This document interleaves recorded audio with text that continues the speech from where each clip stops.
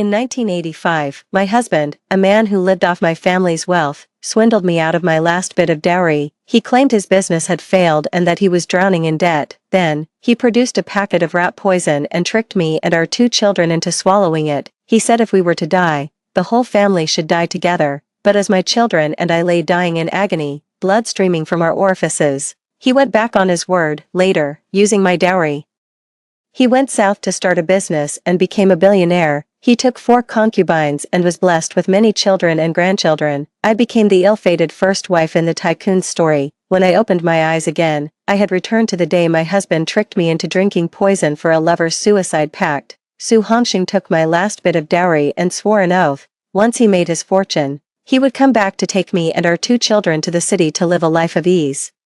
2 months later, Su Hongxing returned to the village. He came back empty-handed, weeping that he had lost all his capital and was now saddled with a mountain of debt. As he spoke, he took out a packet of rat poison and stirred it into the pot of hot porridge I had just finished cooking. He said with a smile that we would set off together, and be husband and wife again in our next life. In my past life, I believed his lies, with tears in my eyes.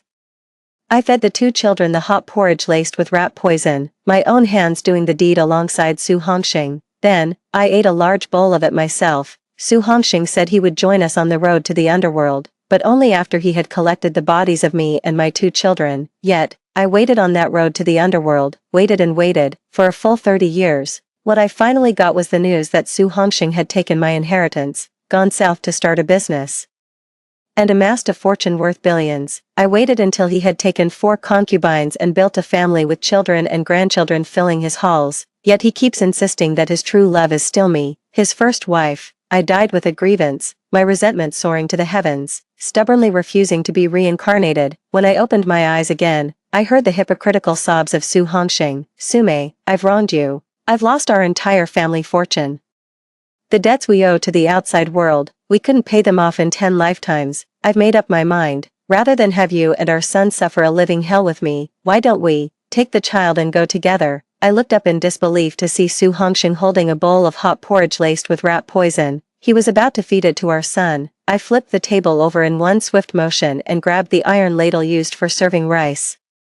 Scooping up a large ladleful of hot porridge from the floor, I shoved it toward Su Hongxing's mouth. Fine, you eat first. Once you're dead and gone, the children and I will see to your corpse, then come find you on the road to the underworld. Su Hongxing was utterly shocked. He clamped his mouth shut, pushed himself off the ground with his hands, and scrambled backward several steps in a panic. I advanced step by step, a large iron ladle in hand, radiating a murderous aura like a vengeful spirit clawing its way out of the deepest pits of hell. Su Hongxing's pupils contracted, his face a mask of terror as he muttered under his breath, "He's lost it, completely lost it." Then he scrambled to his feet and fled out the door in a blind, terrified rush. Having narrowly escaped death, I collapsed into the muddy courtyard and wept uncontrollably. In my past life, I was utterly obedient to Su Hongxing, because he was the savior who rescued both my mother and me. Over a decade ago, my mother and I were sent down for re-education and nearly starved to death in a cowshed. Su Hongxing was the production team's swineherd, the man in charge of raising the pigs. Back when my mother and I were on the brink of starvation, it was Su Hongxing who, from the daily pot of cooked pig feed, secretly set aside a few sweet potatoes and potatoes,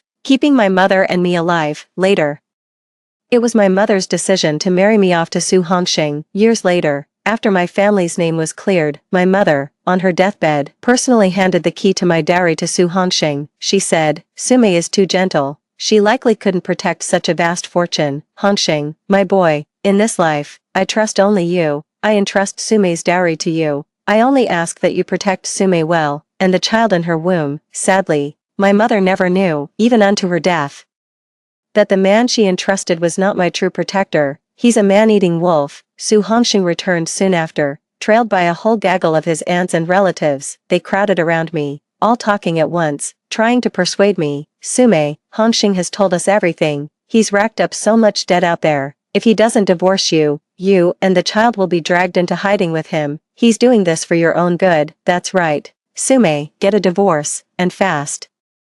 If we can save even one person, it's worth it. We can't have the whole family running from the debt collectors, can we? Do it for the child's sake. Once you're divorced, let Hongxing shoulder all the debt. You can take the child and find another man to marry. Through the crowd, I caught a glimpse of Su Hongxing. I can't believe his first scheme failed, and he's already come up with a second one so quickly. Is he trying to trick me into a divorce so he can run off with my dowry? No way.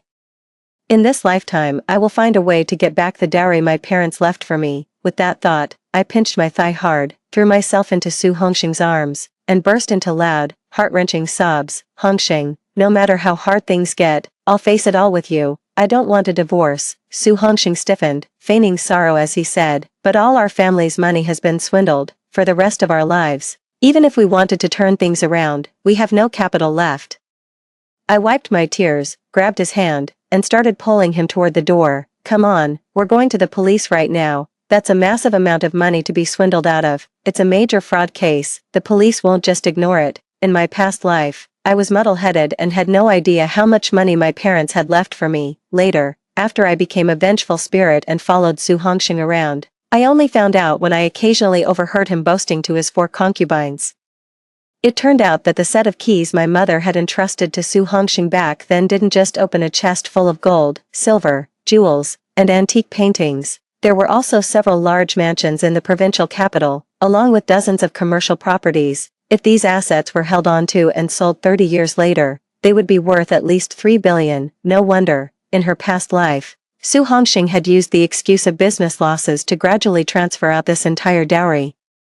He poisoned and killed the 3 of us, my children and me, right then and there. He's trying to wipe us out completely, to turn that enormous dowry into his own personal fortune. The more I thought about it, the more furious I became. I gripped Su Hongxing's arm and refused to let go. When he heard I was going to call the police, Su Hongxing's face changed. In a panic, he blurted out, "You can't call the police." "Why?" I demanded. My gaze fixed intently on him. The relatives chimed in, all talking at once to persuade him. "That's right, Hongxing. These swindlers are despicable. You must call the police." "Exactly, go and report it now. Those crooks might not have gotten far yet. If they're caught and the money is recovered, you might even be able to pay off your debts." Su Hongxing stammered. They're a bunch of gangsters. If we corner them, they might do something desperate and harm Sume and the 2 children. I quickly pointed at the coarse grain porridge spilled all over the floor, my face a mask of grief and indignation. "Hongxing, they've driven our whole family to the point of eating rat poison. I'm not even afraid of death anymore, so what else is there to fear? So you won't go to the police, is that it? Fine, I'll go myself." With that, I shoved my relative aside and bolted out the door. Su Hongxing was horrified and took off after me in hot pursuit, just as he was about to catch me. A flash of inspiration struck. I suddenly darted into the village broadcast station and locked the door behind me. Since I was good at writing and spoke better Mandarin than the other villagers, after my family's political rehabilitation, the village had put me in charge of being the broadcaster. After locking the door, I caught my breath, switched on the village loudspeaker, and announced loudly into the microphone, "Neighbors, fellow villagers, my husband, Su Hongxing, went to the provincial capital on business and was swindled out of a huge sum of money. My husband and I have decided that, starting now, we are offering a reward for information on the con artist. A reward of 10,000 yuan will be given to anyone who helps us catch the scammer and recover our savings. A reward of 5,000 yuan for information leading to the arrest of the scammer. A reward of 100 to 2,000 yuan for any tip on the scammer's whereabouts, even a single lead that helps us catch them." Back in 1985, there were hardly any households in our county with savings over 10,000 yuan. The news that my family was offering a 10,000 yuan reward for catching the scammer caused a sensation throughout the entire village. In an instant, Su Hongxing was completely surrounded by the villagers who had rushed over to claim the reward. In the middle of the crowd, Su Hongxing was sweating profusely with anxiety, desperately trying to explain, "Don't listen to Sume's nonsense. Where would my family get that kind of money? Yes, I went to the provincial capital on business and got swindled, but it's nowhere near the amount Sume is talking about. My family can't afford to give out a 10,000 yuan prize either. Don't let Sume fool you." Hearing Su Hongxing say this, the villagers' expressions turned sour. When they saw me approaching, they all started talking at once, accusing me of spinning lies and deceiving people. I quickly raised 3 fingers to the sky and swore, "The dowry my parents left me is worth far more than 10,000, it's easily over 1,000,000. I, Yen Sume, swear to heaven, if anyone can help me catch that damned swindler and get my dowry back, even if I can't come up with the cash, my dowry includes dozens of shops in the provincial capital, when the time comes, I'll use those provincial capital shops to cover that 10,000. The moment the words were spoken, the crowd erupted. That's a shop in the provincial capital. 10,000 yuan sounds like a lot, but it'll be spent sooner or later. Holding on to a shop in the provincial capital, something to pass down to your descendants, is like owning a goose that lays golden eggs. I watched with a cold, inward sneer as the villagers swarmed around Su Hongxing, pressing him for descriptions of the swindlers. Spin your tale. Let's see how you keep it up when the police get here. Seizing the moment while Su Hongxing was tied up by the villagers, I made a quick dash for the village committee office. The village had only one telephone, located in the committee office. This was where everyone came to make or receive calls. I paid 50 cents to make a call to the police station and report the incident. Upon hearing that this fraud case involved a staggering sum of 1 million yuan, the police station immediately dispatched officers, who took both me and Su Hongxing away. Su Hongxing was completely panicked, and the look he gave me was positively venomous. Yan Sume, you should know when to stop with your tall tales. This is a police station. Hurry up and explain to the officers. Where on earth would our family get millions from? Under Su Hongxing's murderous glare, I nodded calmly. Officers, when I married Su Hongxing, I did bring a dowry worth millions with me. If you don't believe me, you can take a look at my dowry list. With that, I pulled a stack of yellowed rice paper from my bag. In my past life, it was only after I died that I learned the truth. My mother had, in the end, taken precautions against Su Hongxing. She had given the key to her dowry to Su Hongxing, but fearing he might one day change his heart, she hid the dowry list, along with the original deeds for the houses and shops in the provincial capital, in a secret compartment of my jewelry box. That jewelry box was one my father had made for me with his own hands before he passed away. My mother knew that even if dire circumstances forced me to sell all my jewelry, I would never part with that box. After my rebirth, I immediately retrieved these land deeds and the dowry list, keeping them close to my person all this time, just waiting for this moment. When I produced the dowry list, Su Hongxing looked as if he'd seen a ghost. Sume, how did you get this? Feigning innocence, I explained.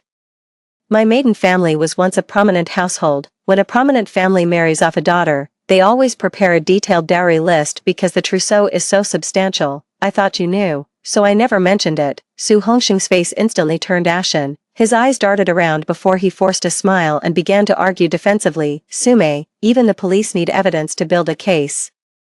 If you can just scribble something on a piece of paper and claim everything listed as your dowry, then by that logic, I could say the Forbidden City is my family heirloom. The police officer beside me also looked at me sternly. Comrade Yan Sume, you claim that everything listed here is the dowry that was swindled from you. Do you have any proof? Hearing the officer's words, a smug smile couldn't help but appear on Su Hongxing's face. He knew that my mother hadn't left me any evidence before she died, but was I really unable to produce any evidence? Officer, I have evidence, but I don't have it on me. You'll need to submit an official request to the government to retrieve it. What? Su Hongxing shot to his feet. I said calmly, in 1977, after our Yan family's name was cleared, the government stepped in on our behalf and helped us recover a great deal of our property in the provincial capital. Those houses and shops are all documented in the official papers the government returned to our family. It's all there in black and white if anyone cares to look. As I spoke, I glanced at Su Hongxing, a faint, mocking smile playing on my lips. Later, my husband said he wanted to start a business in the provincial capital. He used my dowry as seed money and ended up mortgaging all those houses and shops. Hongxing, you said your capital was swindled. You still have the documents for mortgaging the house and the shop, don't you? Hurry up and show them to the police. Su Hongxing was sweating profusely. I sneered inwardly. After my death in my past life, my vengeful spirit lingered, haunting Su Hongxing. I knew he never actually mortgaged the houses and shops from my dowry. Instead, he secretly transferred the deeds into his mistress's name, and as fate would have it, this mistress turned out to be an old acquaintance of both mine and Su Hongxing's. Faced with the police, the usually silver-tongued Su Hongxing was so flustered he couldn't utter a single word. The evasive, guilty look was full of tells to the seasoned eyes of the public security officers. The officers exchanged a glance, their expressions growing serious, feigning ignorance. I stood by, urging him on with an anxious look. Hongxing, the dowry my parents left me is no small sum. If they find out who swindled it, it's a firing squad offense. Hurry up and tell the officers. Who was it that swindled you? What did they look like? Su Hongxing hemmed and hawed, refusing to speak. The police immediately took him to a separate interrogation room. When they came out again, The officer's eyes were full of pity when they looked at me. They advised me to take the child and go home first to wait for news. I pretended to be worried about my husband, insisting on waiting for him so we could go home together. The public security officer sighed. Comrade Yen, I'm afraid Su Hongxing won't be going home with you. He is suspected of involvement in a fraud case. We are going to apprehend his accomplices now. The police didn't keep me waiting long. That very evening, Lin Chunfeng was brought back in custody. It turned out she had been hiding in the provincial capital the whole time, still living in a fool's paradise.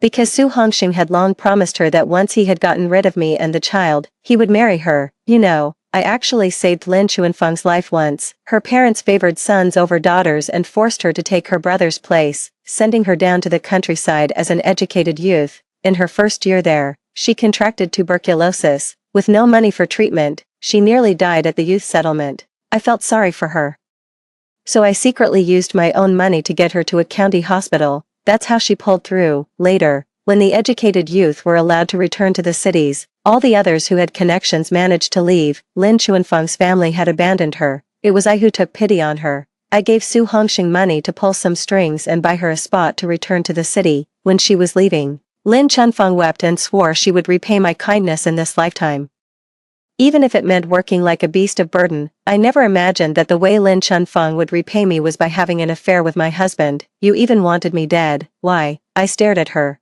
utterly bewildered. Lin Chunfeng knew she couldn't escape. She glared at me, her face full of resentment. Why? That's exactly what I want to ask. Why does everything go your way? Your parents dote on you, your man adores you, and you're rolling in money. What makes you so special? Thank heavens for divine justice. Your parents are dead, and now your man and your money are all mine. Ahahaha. I let out a cold laugh. You can have that scumbag Su Hongxing if you want him, but as for the dowry my parents left me, don't you dare dream of getting your hands on it. After Lin Chunfeng was arrested, the police swiftly seized the illicit assets. All the properties and shops she and Su Hongxing had secretly transferred, along with the gold, silver, jewelry, antiques, and paintings stored in the bank's safe deposit boxes, were returned to me, the victim. After retrieving my dowry, I never went back to the village. After that last reward offer, I had already shown my wealth in the village. If people found out I'd actually recovered a dowry worth a fortune, just think how many would try to take advantage of a woman alone in the village with 2 children. Being taken advantage of would be one thing, but if we ran into desperate criminals willing to kill for money, my children and I probably wouldn't make it out alive. So, after retrieving my dowry from the Public Security Bureau, I immediately went to several different banks and, in batches, deposited all the valuable gold, silver, jewelry, antiques, and paintings into safe deposit boxes. I also rented out all the houses and shops. From then on, the monthly rent alone would be enough to support me and my 2 children. I even spent a fair amount of money and pulled some strings to rent an apartment in the Public Security Bureau's residential compound. The compound is right next door to the bureau itself, and it's filled with police officers and their families. It's much safer than living in the village. The Su family showed up right after I had just settled in with the child. The moment we met, Su Hongxing's grandparents knelt down before me. Su Hongxing's biological father died young, and his mother remarried early on, so he was raised by his grandparents from childhood. The elderly couple pleaded through tears, saying Su Hongxing now realized his mistake, and begged me to forgive him and give him another chance. For the child's sake, Sumi, Hongxing just made a mistake any man could make. It's that bitch Lin Chunfeng who led him astray. That's right. We went to the detention center, and Hongxing told us everything. He said all those things were Lin Chuanfeng's ideas from behind the scenes. He was forced into it. I let out a cold laugh. And was he forced into having an affair with Lin Chunfeng? Forced into sharing a bed with her too? Hongxing said Lin Chunfeng deliberately drugged him and then threatened him. She said if he didn't divorce you, she'd go to the police station and accuse him of rape. Hongxing was afraid of going to jail. That's how she got her leverage over him. Exactly. It's all that bitch Lin Chuanfeng's fault. Sume, you go tell the police right now. Tell them to execute Lin Chunfeng and get Hongxing released immediately. That's right. As the saying goes, young couples grow old together as companions. You and Hongxing are the original husband and wife. What kind of grudge between spouses lasts overnight? I was so angry I could only laugh. Su Hongxing bought rat poison to kill me and our 2 children. And you're still telling me spouses don't hold grudges overnight? Fine. Since every single one of you is so kind and magnanimous, come on then. I rushed into the security office of the residential compound, borrowed a plastic bucket from the guard, and filled it halfway with water. Then I ran to the small shop across the street and bought 2 large packets of rat poison. In front of all the Sue family relatives, I poured both entire packets of rat poison into the water bucket and stirred it thoroughly. Then, I took out a brand new enamel mug, scooped up a mugful of the poisoned water, and offered it to the Sue family. Come on, if every single one of you drinks a bowl of water laced with rat poison today, I'll forgive Sue Hongxing. I held the enamel mug and advanced step by step. The Sue family recoiled in terror, even the elderly Sue couple, who moments ago were wailing and swearing they'd rather die if only I'd forgive their son, scrambled to their feet and bolted away in a flash. I chased after them, laughing like a maniac. See, they only understand the pain when the knife cuts their own flesh, they only know fear when the rat poison is in their own bowl. I refused to forgive him, and with no other recourse, Sue Hongxing attempted suicide multiple times in the detention center, threatening to see me. I went out of my way to get a new perm, then headed to the department store to buy a brand new wool coat. When I arrived at the detention center, dressed to the nines, Sue Hongxing's eyes instantly welled up with tears. Clad in prison garb, he shook his head desperately, his face a picture of wretchedness. No, it shouldn't be like this. How did it come to this? It wasn't like this in my past life at all. Yen Sume, why did you stop loving me all of a sudden? Why won't you give me the dowry? Why didn't you eat that bowl of porridge laced with rat poison? Why? I sat down, looked at him through the iron bars, and said, enunciating each word slowly, so it seems you've been reborn too. So you must remember now, in our past life, I and our 2 children really did eat that pot of porridge laced with rat poison. Sue Hongxing, how dare you have the nerve to ask me why I don't love you in this life? Let me tell you why. Because the Yen Sume who once loved you, the Yen Sume who trusted you implicitly, has been dead for a long time. You killed her with your own hands in our past life. Sue Hongxing's face turned deathly pale as he collapsed into the cold chair. Seeing him so utterly devastated filled me with immense satisfaction, and I continued, I came here today to tell you, Sue Hongxing, that no matter what you say, I will never, ever forgive you in this lifetime. Furthermore, I've already changed Debao and Erbao's surname. From now on, they are descendants of the Yen family, and they have absolutely nothing to do with your Sue family. Even after you're dead, they won't mourn for you or visit your grave. Oh. And I'll tell the children exactly how you tried to poison them with rat poison. They'll hate you for the rest of their lives and never forgive you. Sue Hongxing shook his head desperately. No, Yen Sume, you can't do this to me. Debao and Erbao are my children too. My gaze was sharp as a blade, wishing I could flay him alive. So now you know they were your own flesh and blood, that day, when you personally fed Debao and Erbao the rat poison. Why didn't it occur to you that they were your own flesh and blood, Sue Hongxing? For money, you murdered your wife and children. You are utterly devoid of conscience. You deserve to die childless and without a grave to rest in. After that day, I never went back to the detention center, but Sue Hongxing, as if possessed, wrote to me with a desperate frenzy. In his letters, he wept, admitting he was wrong and begging me for another chance. But in our past life, he never gave me or our child a chance either. A month later, the verdict was handed down. Sue Hongxing was sentenced to 15 years in prison for attempted murder and large-scale fraud. Lin Chunfeng, as an accomplice, was sentenced to 5 years in prison. After the verdict was announced, Sue Hongxing once again requested to see me. I refused. Then Sue Hongxing sent me a message. If I would agree to see him one last time, he would consent to the divorce. When we met again, Sue Hongxing had shaved his head and was wearing a prison uniform. In that dazed moment, it was as if I caught a glimpse of a past life. In that previous life, after I died, my vengeful spirit lingered, haunting Sue Hongxing's every step. I watched him take my dowry, build a successful business, and step by step become a billionaire. I watched him take one concubine after another, father a brood of children, and live a life of utter luxury and comfort. My 2 children and I had been dead for 30 years, with no one to burn us paper money or clothes. We wander the underworld in tattered rags, yet he, in the world of the living, is draped in fine silks and satins, feasts on delicacies, and has a wardrobe overflowing with luxury brands. In this life, I'll make sure he gets a real taste of what it's like to be destitute and dressed in rags. When we met again, Sue Hongxing only asked me one question. Sume, when did you get back? I smiled. The very moment you picked up that bowl and told me to drink the rat poison. What a coincidence, isn't it? Just a little more, and your vile scheme with Lin Chunfeng would have succeeded, Sue Hongxing said to me, his eyes red and his face contorted in anguish. Sume, believe it or not, I truly regretted it in my past life. I spent a lifetime in remorse. hating myself for being so bewitched and deluded that I tricked you and our child into taking that rat poison. I couldn't help but sneer.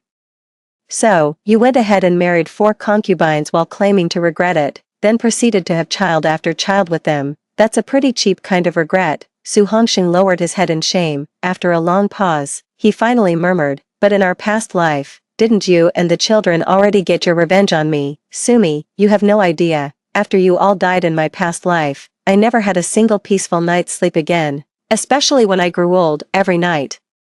The moment I closed my eyes, I would see you coming for me with your 2 children, demanding my life. You were bleeding from all your orifices, weeping and saying how terribly you died, that I must pay in blood for what I owed. Night after sleepless night, whenever I saw a woman who looked like you, I would think to myself, if only this were your reincarnation. I married one woman after another, and each one looked just like you. I had them bear many children, thinking that our 2 children, who died with such regret, would surely be reborn into our family. Sumai, in our past life, I truly believed that you and the children had long since reincarnated. I thought you might be one of them. I fathered so many children with those women. Among them, there must have been a Debao and an Erbao. You've all been reincarnated, so why won't you just leave me alone? I suddenly laughed, a laugh like a vengeful wraith clawing its way up from the deepest pit of hell. I leaned in close to Su Hongxing and asked him, word by deliberate word, you're right, Su Hongxing. In our past life, my 2 children and I died a horrible death. For 30 long years, our vengeful spirits have never left you. We've been haunting you all this time. Su Hongxing jerked his head up, staring at me with sheer terror on his face. I left, laughing loudly. A few days later, I received a phone call from the prison. Su Hongxing left a suicide note and, while in prison, used a sharpened toothbrush to pierce his carotid artery. Next, let's listen to the next story. I time traveled and became my mother's classmate. The year was 1985. It was in this very year that my mother, for a bride price of 1,000 yuan, dropped out of school and married my father. Fortunately, their youthful love was true, and they shared a period of great sweetness. Later, I came along. For this journey through time, my backpack is stuffed with cash. I'm going to break them up. As I walked towards the time capsule, a curious voice called out from behind me, aren't you afraid you'll regret this? If this works, you'll be gone. I just smiled, adjusted the pack on my back with finality, and strode inside. I arrived at class 2, grade 12 as a transfer student. The moment I stepped into the classroom, my gaze was drawn to a girl with her head bowed, absorbed in a book. I knew instantly, it was Ms. Yuruyue in her youth. She wore 2 long braids and a pink dacron blouse, petite and graceful. She was in the full bloom of her youth. At the sound, her clear, almond-shaped eyes turned, and a gentle smile instantly lit up her face. Back then, she was still a girl who loved to laugh. The daily grind had not yet dimmed the light in her eyes. How wonderful. Holding back the tears in my eyes, I gave her a big smile in return. She was taken aback for a moment, then her eyes and brows softened into a gentle curve. I turned around to address the whole class and introduce myself. Hello everyone, I'm Ding Yi, the new transfer student. The homeroom teacher nodded, scanned the classroom, and pointed to the window seat in the 3rd row. Yuruyue, let Ding Yi share a desk with you. As the class life committee member, please look after the new student. Her deskmate was a tall, lanky boy who had been quietly sleeping with his head on the desk. Upon hearing the teacher's arrangement, he shot up from his seat, jostling the desk and chair with a loud creak. Teacher, what about me? The teacher clearly didn't want to see him. Su Zhao, get to the back of the class. You're a senior in high school and still fooling around all day. Don't disturb Yuryua's studies. The boy shot me a glare, dragged his backpack, and slammed it onto a desk in the back row with a loud clatter. I ignored him and instead walked slowly over to Yuryue, carefully taking a seat beside her. Her face still held the same kind, gentle smile. Only then did I feel a wave of relief. A surge of joy washed over me, yet I felt an overwhelming urge to burst into tears. 5 years have passed. I finally traveled through time and saw her again. It was the midday break. I made an excuse, saying I still had some things to sort out. I entered the empty classroom and began to cry, muffling my sobs. Just as my eyes had swollen from crying, a foot kicked my desk. The new transfer student who needs looking after. What are you doing alone in the classroom? The desk jolted, making me stumble. I looked up in a daze, my face streaked with tears. Su Zhao put his leg down and rubbed his nose. Sorry about that, I sobbed. It's okay. After saying that, I lowered my head and continued crying. Su Zhao hesitated for a moment and At some point, slipped away. When I finally stopped crying, I saw a blue-checked handkerchief, neatly folded on the table. In the afternoon, Ms. Yuryua noticed my eyes and asked me quietly, "Did Suzhou bully you?" I shook my head, looking at her longingly, and said, "I'm just homesick. Don't be afraid. If anyone bullies you, tell me, and I'll give them a good thrashing for you." She noticed me staring intently at her. Her eyes crinkled into a smile. "Don't let my slim build fool you. I'm actually quite strong." Of course, I knew she was strong. She raised me well from a young age. By the age of 6, I was already a plump, fair-skinned little dumpling. That year, I secretly followed the older girl next door up the mountain to gather chestnuts. With my short legs and a mind for play, I got separated from the group on the mountain and lost my way. She was the one who searched the mountain for half the night, found me, and carried me all the way home. Her back felt so steady and secure on those miles of mountain road. Ms. Yuryua ended up seeking out Su Zhao after all. I don't know if it was her words that did the trick, or if he was spooked by my tears that day. Su Zhao settled down a great deal after that. He didn't give me any trouble and went back to his old habit of sleeping in class. I don't know what his relationship is with the young Ms. Yuryua. I always got the feeling they were somewhat close, but I searched every corner of my memory. I've never had an Uncle Su in my life. I decided to ask her directly, "Do you like Su Zhao?" Ms. Yuryua quickly looked around to make sure no one could hear us. Then, with a playful scold, she patted my shoulder. What nonsense are you talking about? How could I possibly like him?" I shrugged. I have to say, that slap really stung. Seems like she was telling the truth. Worried I might overthink it, she explained. "Su Zhao's family situation is a bit unusual. I've helped him out a few times."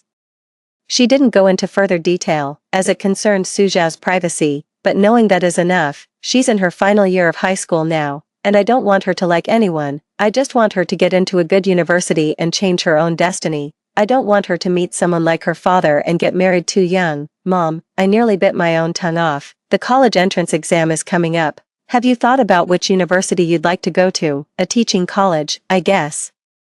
Your grades are clearly excellent. You could have gotten into a much better school. Ms. Yuryua was quite frank about it, but the teacher's college was tuition-free, and they even guaranteed job placement. Just think, over 20 years later. There are tons of people trying to become teachers. Even Ms. Yuryua, in her middle age, once earnestly advised me to take the civil service or public institution exams. In that moment, I realized that young Yuryua's goal was both simple and pragmatic. That's my mom for you, always so far-sighted. Autumn was gradually settling in. A sense of anxiety slowly began to creep over me. All I know is that it was a day of heavy, swirling snow. My grandfather was hospitalized with a serious illness. He was just a community-funded teacher at a township primary school, and his salary was very low. It was barely enough to cover my mother's education and the family's basic expenses. His illness quickly ate through most of the family's savings. Grandma had to stay at the hospital to care for him. My aunt could only take on odd jobs while looking after my 3-year-old uncle. Money soon became very tight. My mother had no choice but to drop out of school during the critical final year of high school. She accepted the 1,000 yuan betrothal gift my father offered in advance. 2 years later, she married him. I don't know the exact time when my grandfather fell ill. I was worried that even with enough money, unforeseen circumstances could arise and jeopardize my objective. To have Ms. Yuryua's life repeat the same mistakes, I became somewhat apprehensive and indecisive. It was Ms. Yuryua who first noticed my unusual state. Perhaps it's the bond of blood.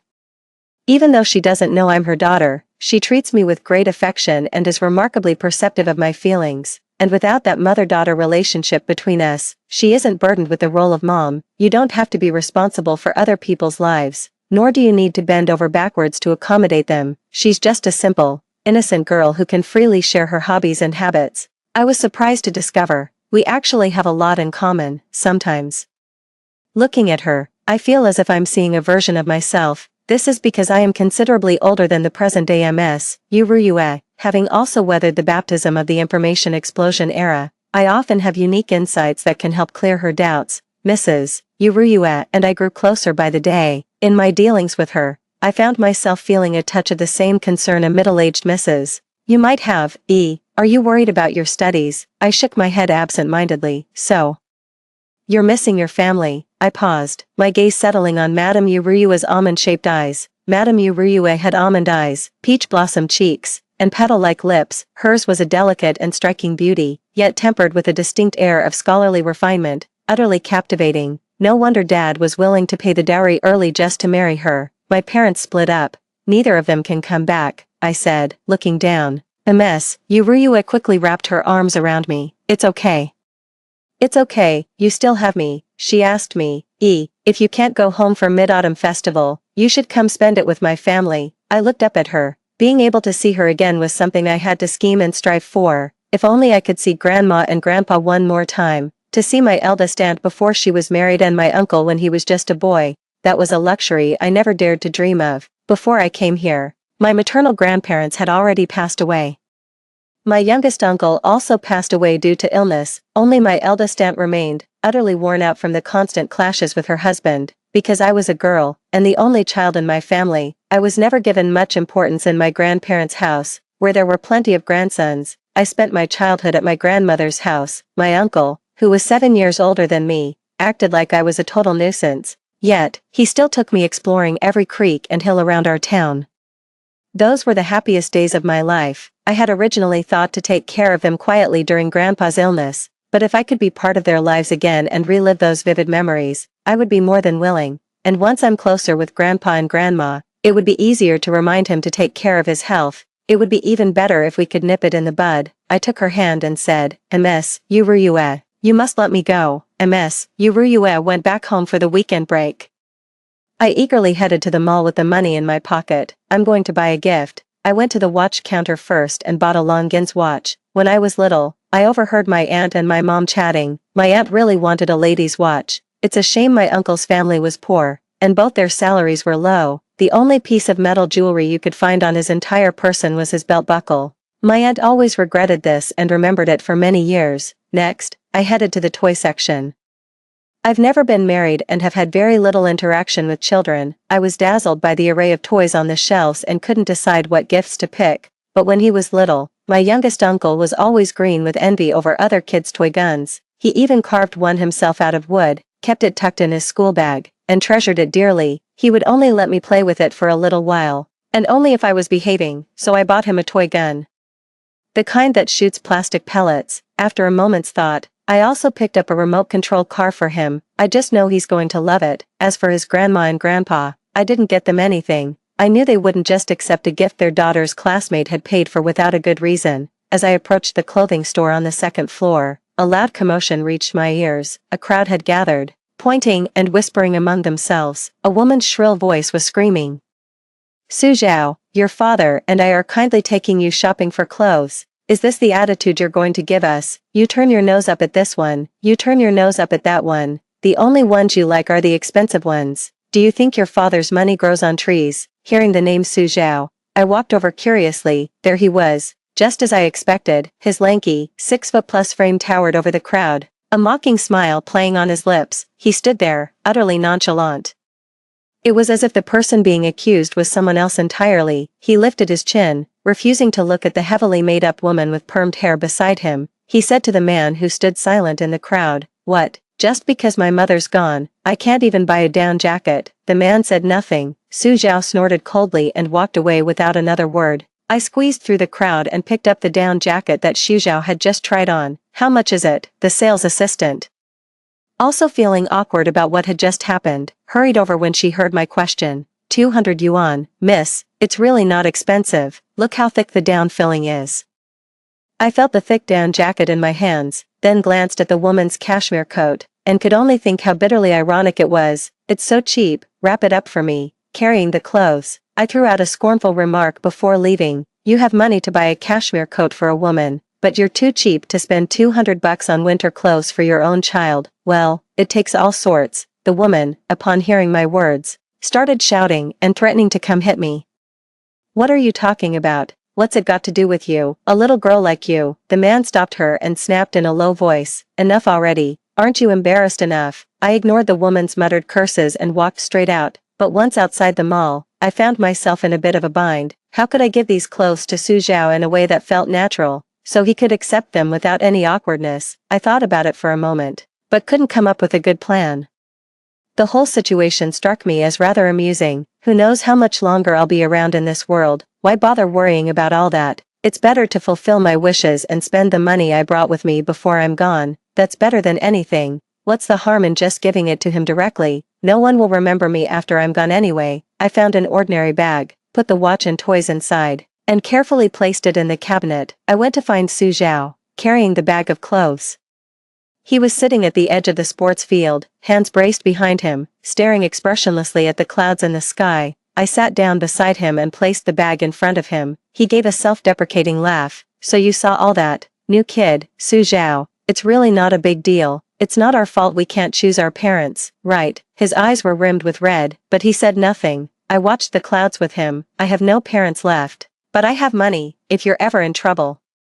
Come to me, consider it a loan. When you have money in the future, you can pay me back double. Su Zhao tightened his grip on the bag of clothes. All right, he said. And so, the days passed in their orderly, predictable way. I kept urging Ms. Yuruyue to apply herself to her studies. I was constantly by her side, keeping a vigilant watch, to keep irrelevant people and matters from disturbing her. Worried she wasn't getting proper nutrition, using the excuse of having her tutor me. I made sure she drank a bottle of fresh milk every day. Before I knew it, Su Zhao's clothes hung loose on her frame, and she drifted about all day like a reed in the wind. My heart softened, so I ordered a fresh milk subscription for him too. My life right now is like being a mom, but without the hard parts. I get to experience the daily worries of a doting mother. Later, I found out that Su Zhao had a huge fight with his father. He stopped going home, that woman got into his father's head. And he cut off his already meager allowance, so I just took charge of everything and started covering all 3 meals a day for both of them. The 3 of us did everything together, coming and going, eating and drinking, became a delightful sight in class 2, grade 12. Fortunately, our homeroom teacher saw us as well behaved. Even Su Zhao started to hit the books along with us. He didn't really say anything about it. Su Zhao was one thing. Meticulously recording every single food and drink expense in a dedicated notebook. He even noted down the day I gave him half an apple. Ms. Yuruyue, on the other hand, operated on the principle that one is beholden to those who feed them. Not only did she spend all her living expenses on me, but she also launched into a frenzied mode of tutoring me. In the dead of night, I bit down on my blanket, tears streaming down my face, utterly heartbroken.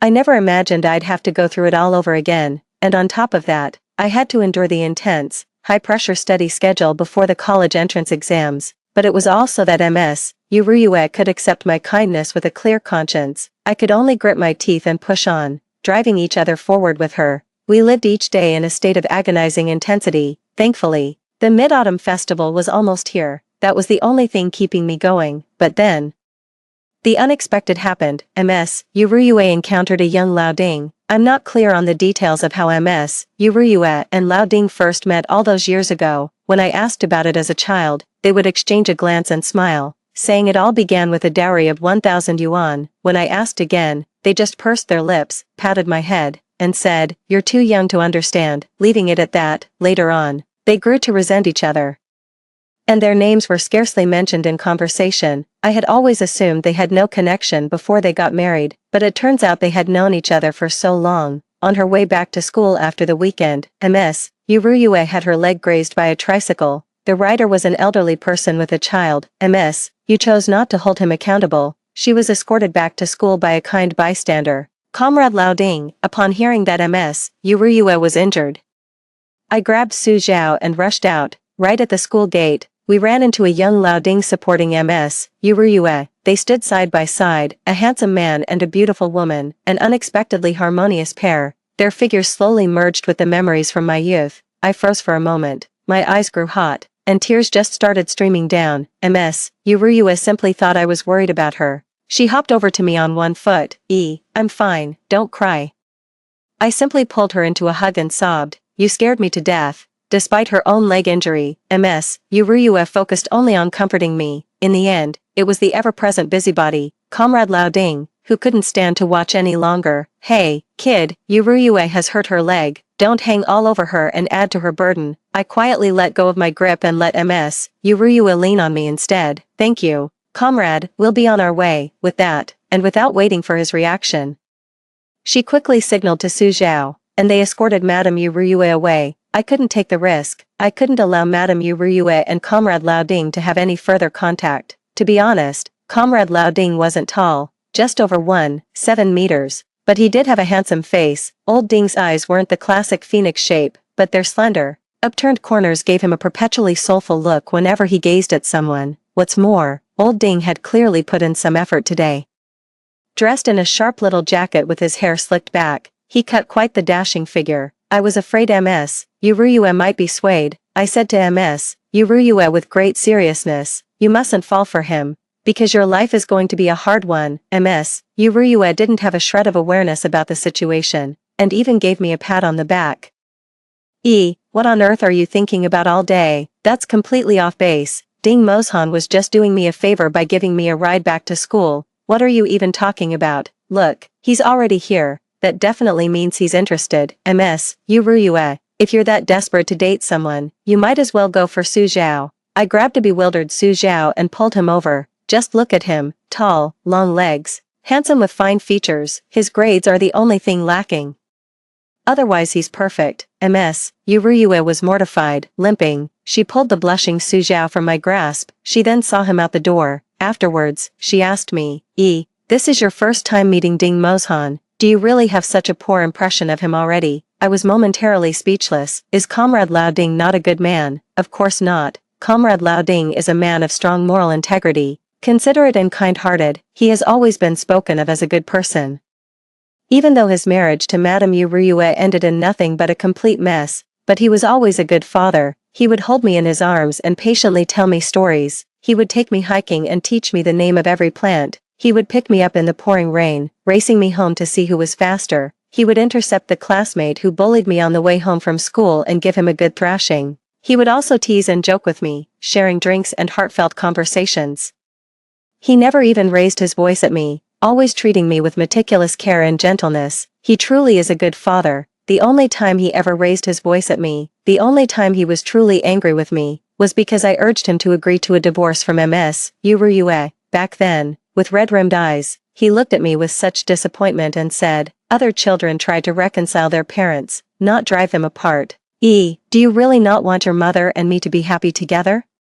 Remembering this, my heart ached with a sharp, piercing pain. Old Ding never did agree to divorce Ms. Uruyue in the end, even though they had long been separated and had cut off all contact. They remained husband and wife until death. I finally found an excuse. I was afraid you'd get distracted and your studies would suffer. Ms. Uruyue put her arm around my shoulder and assured me, don't worry, I will definitely get into university. Besides, Ding Mozhan and I just met for the first time today. We barely know each other's names. It's not even a remote possibility yet, so there's no need for you to worry about it. I nodded. I had overreacted. It's just that seeing Old Ding made me feel a bit guilty, that's all. Comrade Ding has always hoped I would help preserve his marriage to Ms. Uruyue. Last time, I let him down. This time, I'm dead set on breaking them apart. The Mid-Autumn Festival arrived all the same.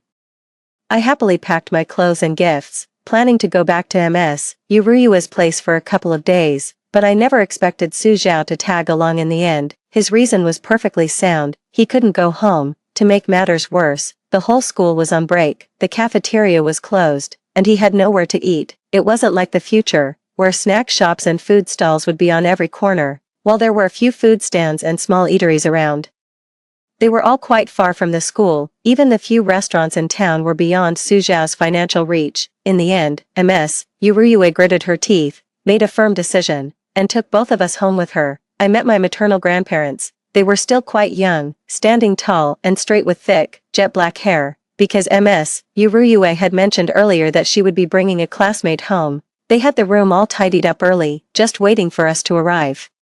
Su Zhao greeted her parents warmly and confidently, introducing himself. After wrestling with it for a long time, I finally said, hello, Mrs. Lan, I'm Ding Yi, a classmate of Ms. Uruyue. Grandma and Grandpa exchanged a glance, their eyes twinkling with amusement. Grandma took my hand, looked me over for a moment, then led Ms. Uruyue forward. Yeah, your classmate here looks so much like you. Had I not known better, I wouldn't have been able to tell you two apart from a distance.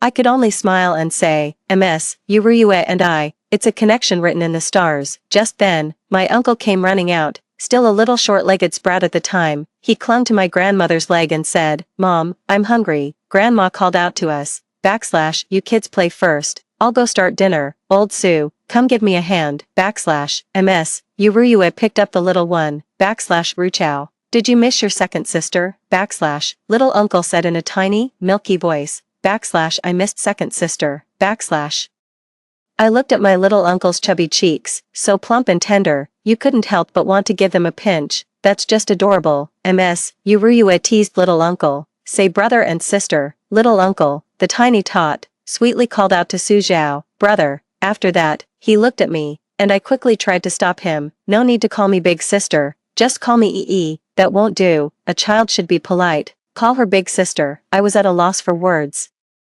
If my little uncle started being polite, then I'd be the rude one. I looked earnestly at Ms. Yuruyue, who was insisting that my little uncle call me big sister. Ms. Yuruyue, I really don't like being called big sister. Just use my name, okay? Ms. Yuruyue thought for a moment. Alright, Ruchow, call her Ding E. Ding E. Uncle Doubting's soft, little voice was so pleasant to hear. I carefully took him into my arms and held him close. He nestled obediently against my shoulder.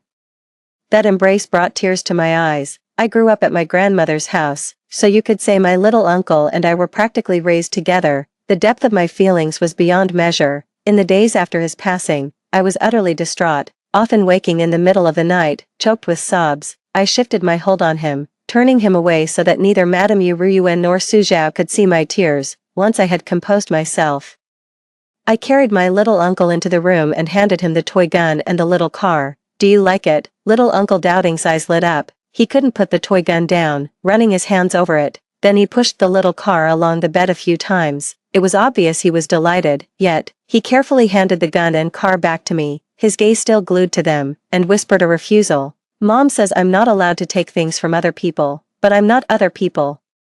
I whispered to soothe him, it's me, Ding E. We're the very best of friends. After wrestling with it for a long while, little uncle called for Madame Yuruyue, second sister. Ding E wants to give me a gift. May I accept it? Madame Yuruyue instinctively moved to refuse, but seeing the torn gift box, she frowned. This is far too generous. I know you have money, but you should still be careful with it. You can't just throw it around like this. It won't happen again. I just like little Ruzhao so much. Consider it a welcome gift. Ms. Yuruyue strongly disapproved of my actions, but since the items couldn't be returned, she had no choice but to accept them. In the evening, my aunt, Ms. Surushi, returned home. She wore a floral print blouse and black trousers. Moving with an air of capable efficiency, upon seeing Suzhou and me, she promptly came over to greet us. The four of us hit it off right away. Meanwhile, my little uncle was running after the toy car in the yard, having the time of his life. Before we knew it, the sky began to darken. Grandpa set up the table in the yard and called us over for dinner. The courtyard was filled with a joyful atmosphere, with people washing their hands, carrying dishes, and laughing playfully. A deep sense of contentment washed over me. Looking up, I saw the full moon, round as a plate, with a gentle breeze whispering by. It truly was an exceptionally beautiful mid-autumn night. After the Mid-Autumn Festival, our schoolwork became much heavier. Suzhou also started to put in the effort, began to study, and stopped sleeping in class. Apart from urging Madame Yuruyue to write more letters and reminding Teacher Yu to take care of his health, our days were busy yet fulfilling. When Ms.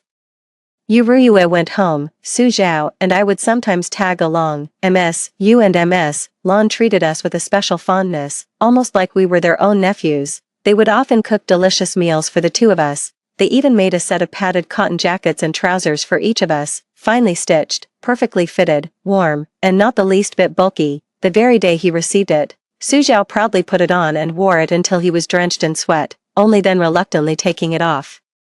After we got to know each other better, they also asked about my parents. I said sadly that they were no longer with me. Then, Suzhou followed suit, declaring in a loud, clear voice, my parents are gone too. Ms. Yuruyue and I exchanged a sidelong glance, to which he merely raised an eyebrow at us with an air of complete nonchalance. Given his family circumstances, we decided not to call him out on it. As a result, Ms. Lan felt even more sympathy and affection for us. Even our aunt, Ms. Yurushi, remarked with a laugh that it was as if the family had gained two more younger siblings. That day, Ms. Yuruyue and I went out to buy some daily necessities. Quite unexpectedly, we ran into Comrade Lao Ding again. I noticed his blue work clothes were neat and clean, his hair slicked back with pomade. He was all spruced up. I strongly suspect he was lying in wait. and his target was none other than Ms. Yuruyue. Old Ding's face lit up with a smile the moment he saw us. "Miss Yuruyue, how is your leg?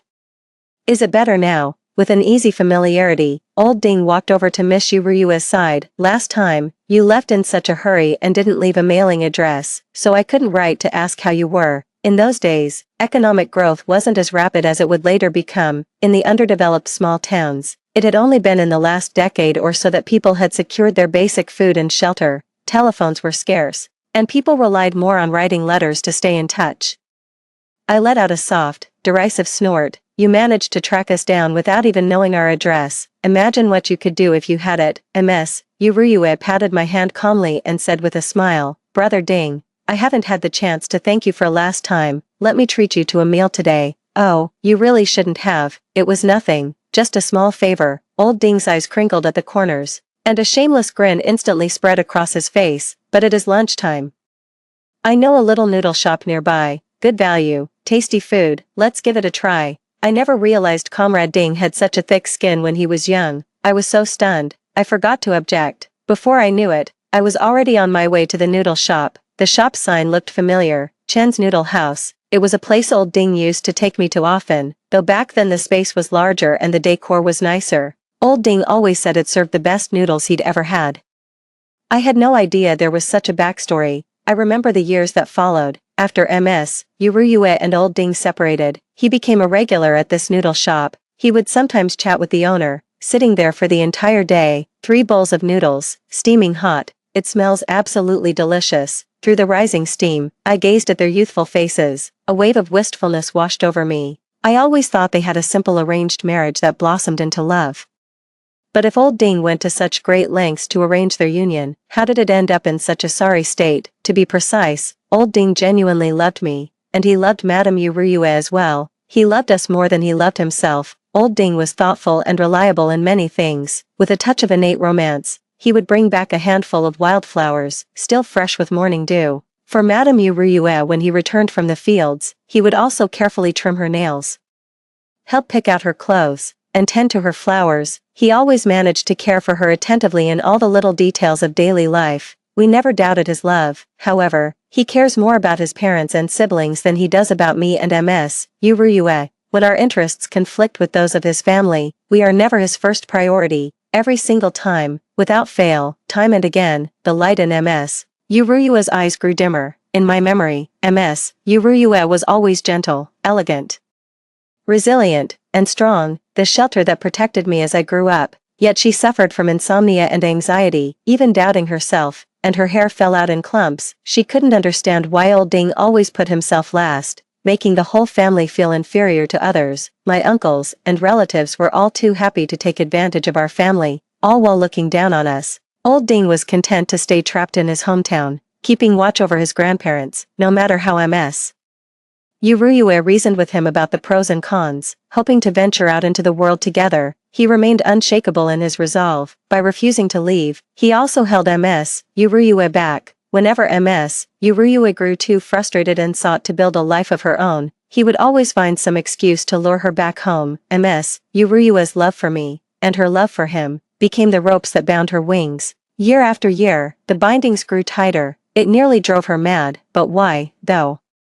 I overheard their conversation. Despite his youth, Old Ding was restless with his mundane life. He too yearned to see the wider world. Even if he couldn't achieve great things, he would at least have experienced the wonders the world has to offer. I put down my chopsticks and asked him earnestly, "Lao Ding, are you really itching to go out and make your mark?" Lao Ding grumbled a complaint. "Lao Ding, I'm clearly Xiao Ding," he said. "What young person is content to just settle for the status quo? Don't look at me now. Just an apprentice at the auto repair shop. Once I've mastered the trade, I'll be a master technician out there." As he spoke, he couldn't resist teasing Ms. Yuruyue a little. "Isn't that right, Ms. Yuruyue?" Ms. Yuruyue naturally agreed with him. "Exactly," she said. "There are so many opportunities out there these days. Young people really should go out and make their mark on the world." But I knew that, in the end, Old Ding never did go out to seek his fortune. In the slow-paced small town, his considerable skill in auto repair found no real outlet. He had no choice but to open a small repair shop, fixing bicycles and motorcycles in his spare time. Sometimes, he would meticulously clean his tools, wiping each one down and arranging them neatly in his toolbox. The year's first snowfall arrived right on schedule. Ms. Yuruyue would occasionally correspond with Old Ding. Old Ding's letters always came in thick envelopes that required several stamps. I observed all this with a detached eye. I've come to understand that suppression is never as effective as channeling. Old Ding might be showing some interest, but Ms. Yuruyue hasn't caught on yet. If I interfere too much and make Ms. Yuruyue aware of Old Ding's feelings, it could backfire. Besides, I have more important matters to attend to. I write to my grandfather every day, urging him to rest on time and take care of his health. Even Ms. Yuruyue was surprised by my dedication, yet misfortune always strikes without warning. It started with just a few coughs, which Grandpa didn't pay much mind to. With his students' final exams approaching, he just went to the clinic to get some cold medicine. Sometimes he'd even forget to eat. That was, until Grandpa was rushed to the hospital with acute pneumonia. By the time we hurried to his side, he was unconscious with a high fever. The doctor said his condition was quite serious, a case of polymicrobial infection. The course of treatment will be quite long, and it will require high-grade antibiotics, and high-grade antibiotics are never cheap. He advised the family to brace themselves for what's ahead, with tears in her eyes. Grandma went home to raise the money, planning to bring back some daily necessities as well. She asked Ms. Yurushi to stay home and look after little Do Ding, Yuruchao. After making all the arrangements, we arrived at the hospital, prepared for a long-term stay. During that period, Ms. Yuruyue, myself, and Su Zhao took turns asking our homeroom teacher for leave. Going to the hospital to care for Grandpa allowed Grandma to go back home to check on things and get a bit of rest. Our homeroom teacher sighed, remarking on the strong bond between Su Zhaozhong and me. She comforted Ms. Yuruyue, reminded us not to neglect our studies, and ultimately approved our leave requests. I never imagined a simple case of pneumonia could become so serious. Ms. Yuruyue felt the same way. That day, after Grandpa finished his 4-drip and fell into a deep sleep, we sat wearily outside the hospital room. Ms. Yuruyue gave a bitter smile. All your thoughtful efforts were in vain.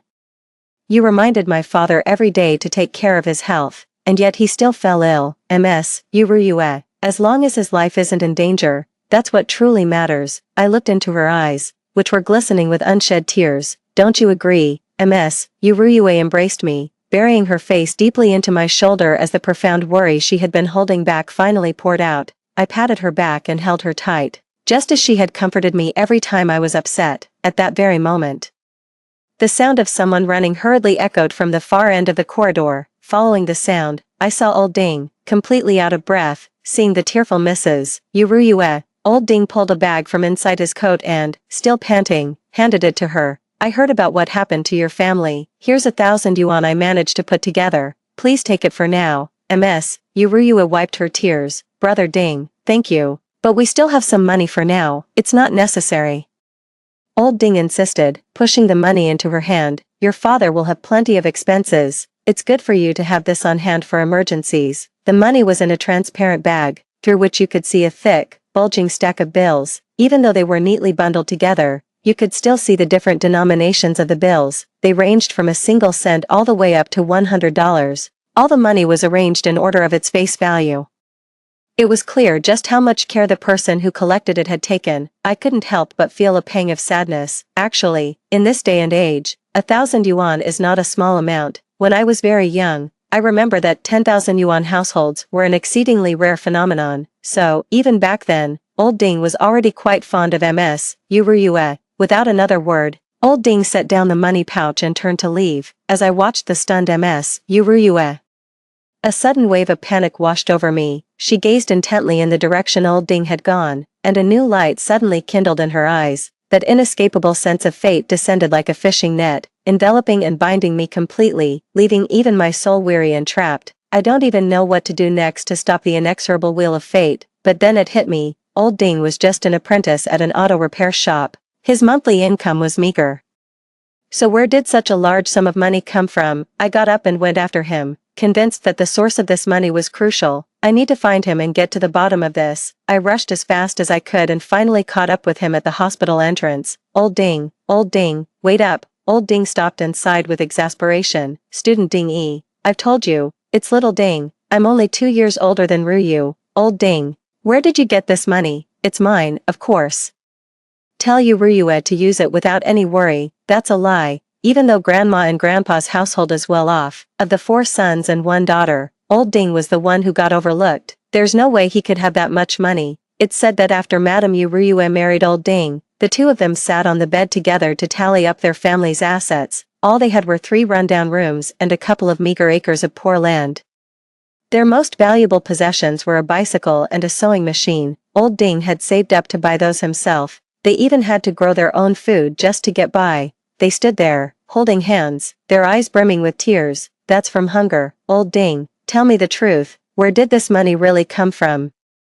Old Ding saw my stern expression and realized I intended to get to the bottom of it. He was worried that Madame Urue suspected the money was ill-gotten and was afraid to use it. He plopped down on the curb, watching the passers-by, and said lazily, Ding-ee, tell Urue to use it without worry. The money is really mine. I've left the family. That money is for me to get a wife. A storm of shock and turmoil surged within me. I asked hoarsely, Old Ding, are you going to use that money to marry Urue? Old Ding fell silent. He was quiet for a long moment before putting on an air of indifference. I'd like to marry Urue, but she's going to university. How could a mere auto repair shop apprentice like me ever be good enough for her? He said, I just want to help her, to make things a little easier for her. Honestly, I haven't thought about anything beyond that. He gazed idly up at the sky. I can't leave this place.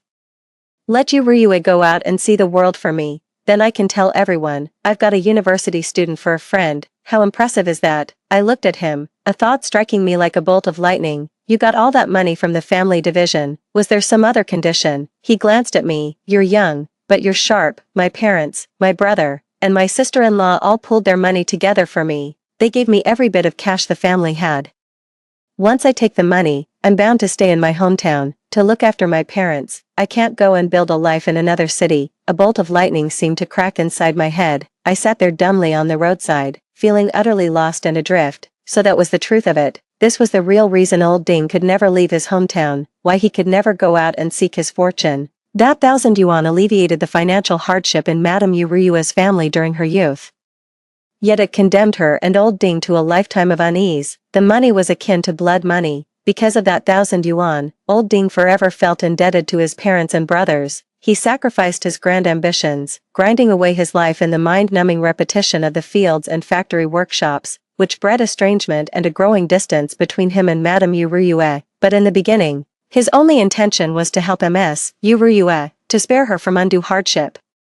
It's just that neither Ms. Urue nor I ever heard old Ding mention any of these things. I thought he was simply a man who valued his family and was deeply attached to his homeland, unwilling to leave. After I came of age, Ms. Urue tried to divorce old Ding on multiple occasions, even going so far as to sit in the Civil Affairs Bureau office several times. Yet, it was always Lao Ding who went back on his word. He believed Ms. Urue was just throwing a simple tantrum, and that the bond between them had always been strong. He even considered the conflicts and disagreements Ms. Urue had repeatedly mentioned to be minor issues. He was a filial son to his parents, shared a close bond with his siblings, and enjoyed great camaraderie with his friends. He sometimes neglects our little family, neglecting Madame Urue and me, yet his love for us is plain for all to see. He believes that as long as Madame Urue can let go of her worries, they will remain the closest of partners, sharing a pillow. But I have seen Madame Urue's tears and her desolation, time and again.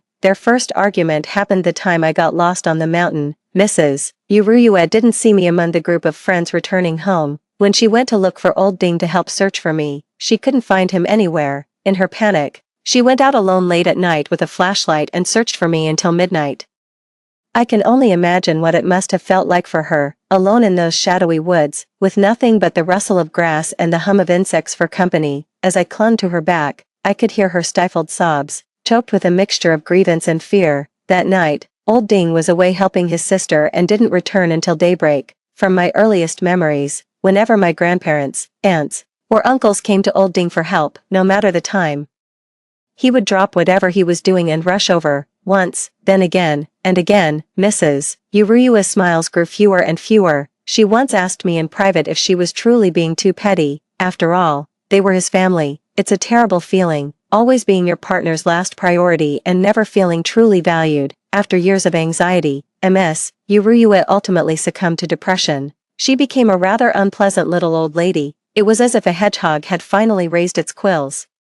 Only to end up scarred and wounded. She said her whole life has been too exhausting. She wishes she had never met him. She never wants to see him again. After Madame Uruyue left, old Ding's hair turned white overnight. That once cheerful and sprightly old man seemed to have his spirit snuffed out in an instant, radiating an aura of utter decline. It was only then that he truly faced the problems between them and understood Madame Uruyue's anguish, but it was all too late. He moved into Ms. Uruyue's house, tending to her flowers and keeping the place in perfect order, as if she were still there, on his armchair. Her unfinished sweater remained draped until the very end. I walked with Su Zhao outside all through the night. I didn't say a word, and he didn't ask a thing. As dawn broke on the horizon, I looked at his dark circles, and he looked at my puffy eyes. We both laughed at the same time, without a word spoken. I returned to my place and found the backpack I had with me when I crossed over. Without a word, I shouldered my bag and headed to the hospital. Holding Ms. Uruyue's hand, I found an empty hospital room. I dumped all the money from the bag onto the floor. Bundles of 100 yuan bills lay piled high on the ground. Mrs. Uruyue was stunned. She covered her mouth, exclaiming, Are you out of your mind? What are you doing? She grabbed my bag and started stuffing the bundles of cash inside. Frantic with worry, what if someone sees this? I took her hand and said, Mrs. I'm giving all this money to you. Please, don't take old Ding's money, okay? My tears fell. That 1,000 yuan was never meant to be a lifeline. It was a shackle placed upon old Ding. It trapped the two of them for a lifetime. If he hadn't taken that money, old Ding wouldn't have had to swallow his pride. Madame Uruyue would not have met a tragic end in the depths of despair. Perhaps they would have lived a happier life, a life filled with even greater joy. Madame Uruyue lowered her head to wipe away my tears, smiling at me. All right, I won't accept it. I returned the money to old Ding exactly as it was. He was taken aback and didn't want to take it back. I told him I had already covered all the medical expenses. Throwing away his future for $1,000 was sheer folly. He might even drag the woman he loves down to suffer alongside him. Lao Ding, no matter what hardships or troubles you're facing, don't try to shoulder them all alone. That's not noble at all. Lao Ding looked at me for a moment, then took the money. He said, Ding. It suddenly occurred to me that having a daughter like you would be quite nice. I waved goodbye without turning around, my face streaked with tears. I returned to the hospital and saw Ms. Uruyue waiting outside the ward. She had been waiting for me. Let's talk. We sat on a bench in the hospital's small garden. A crisp breeze blew in, carrying the refreshing scent of pine needles. I told her about the home I remembered. It held warmth and sweetness, conflict and strife, and knots that could never be untied. I spoke of my mother's final, unyielding resolve. In life, we did not share a bed. In death, we shall not share a grave. I also spoke of my father's difficult position. I went on, saying a great many things. In the end, we all fell silent. I said, Ms. Uruyue, you remind me so much of my mother. That's why my only wish for you is to live a life of freedom and ease, unbound by constraints, to always follow your heart. Ms. Uruyue embraced me, holding me for a very, very long time. In winter, the night falls especially early. I buried my head into my thick coat and said, sometimes I think mother is too soft-hearted. She had already made it out there and was doing quite well for herself, yet the smallest lie, as long as it concerned father or me, could lure her right back. She shouldn't be so soft-hearted. Ms. Uruyue's voice held a distant, ethereal quality as she said, your mother must have had an inkling, didn't she? Her love for your father was a complex mix of gratitude and guilt. She resented his neglect and was chilled by his actions. Yet she was also deeply moved by his affection and grateful for all he had given. Part of her wanted to escape, while another part forced herself to accept it all. That's why it hurts. Don't worry, I won't repeat their mistakes. I'll live well. Grandpa's illness lingered until spring before showing significant improvement. Although he still coughs from time to time, he's doing much better than expected. Ms. Uruyue weathered her ordeal just as I had hoped. And she did not drop out of school. Old Ding also returned that 1,000 yuan. He planned to wait until the weather warmed up and, once he had completed his apprenticeship, to travel and see some other cities. And so the days passed, one after another. Su Zhao would sometimes gaze at me for a moment and say I had become even more beautiful. It felt like a weight had been lifted from my heart, and my whole body relaxed. I lazily tapped on his desk, urging him to get back to his studies.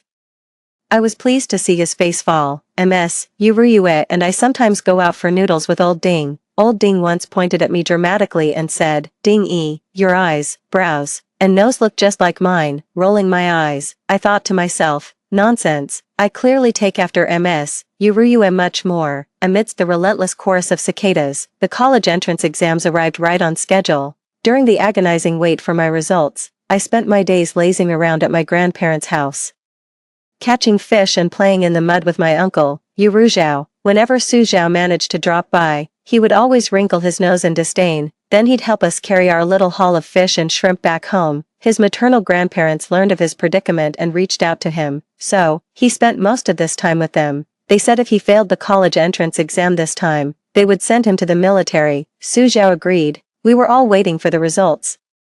Suzhao didn't make the cut after all. Ms. Uruyue and I got into the same university. The three of us sat together for the last time, and I brought out the alcohol I'd bought in secret. In the little park next to the school, I watched with perfect composure as they winced and grimaced from the spice. I couldn't help but break into a broad, hearty laugh. With red-rimmed eyes, Suzhao asked me to wait for him, vowing to repay me 1,000-fold for what I had given him.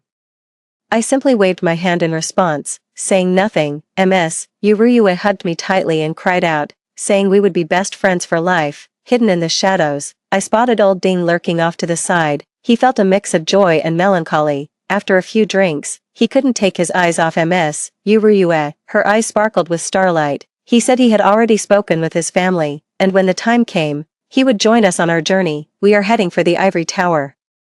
He is determined to walk a path of thorns. A smooth and open road lies ahead. I don't know if they'll end up together, but it doesn't matter anymore. Ms. Uruyue has become strong. She will steer her own life with great command. This time, she will experience a love that is pure, untainted by other emotions. But I know my time is running out. My efforts altered the course of their destiny. Regardless of whether Ms. Uruyue and old Ding end up together, I will no longer appear in the original timeline.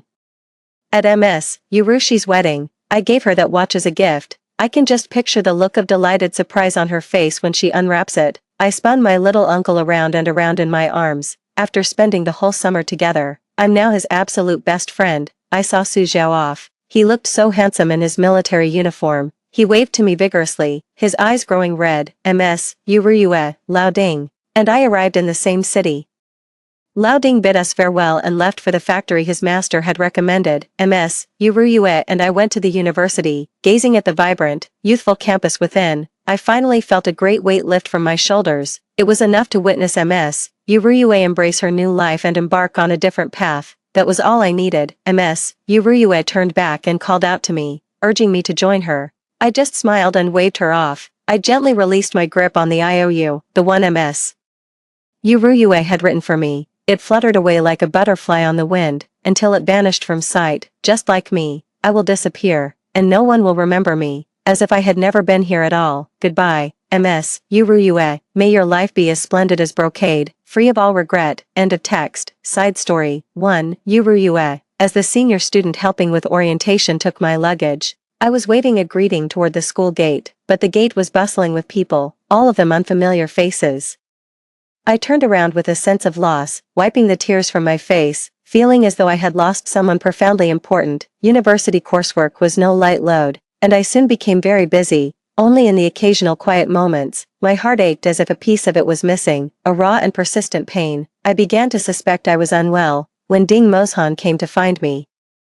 He suddenly blurted out, "Why is it so quiet? Where's that little girl who can't stand the sight of me?" My heart skipped a beat, and I stopped in my tracks. What little girl? Ding Mozhan scratched his head. You know, the one, what was it? I can't seem to remember. I stared at him intently, my heart pounding even faster. Ding Mozhan scratched his head for a long while, but still couldn't figure it out. He felt his memory was fading. As many of his recollections had suddenly become hazy, he asked me with no small amount of worry, "Uruyue, you're a university student. You're going to be a teacher. And I hear you'll be studying psychology. Tell me, could this be some kind of illness? Was he sick too?" My suspicions only grew stronger. These doubts reached their peak when I received Suzhao's letter. To my surprise, Suzhao's letter to me contained 2 separate letters inside. On the stationery with red lines on a white background, he described his recent arrival at the military camp, an ordinary, unremarkable account, meant for me. There was another letter on perfumed stationery, suffused with the scent of pink peach blossoms. Aside from Su Zhao's signature and the date, the page was completely blank. How utterly bizarre. I called the number Su Zhao had left on the letter. Su Zhao answered with obvious delight, but his voice faltered the moment he recognized mine.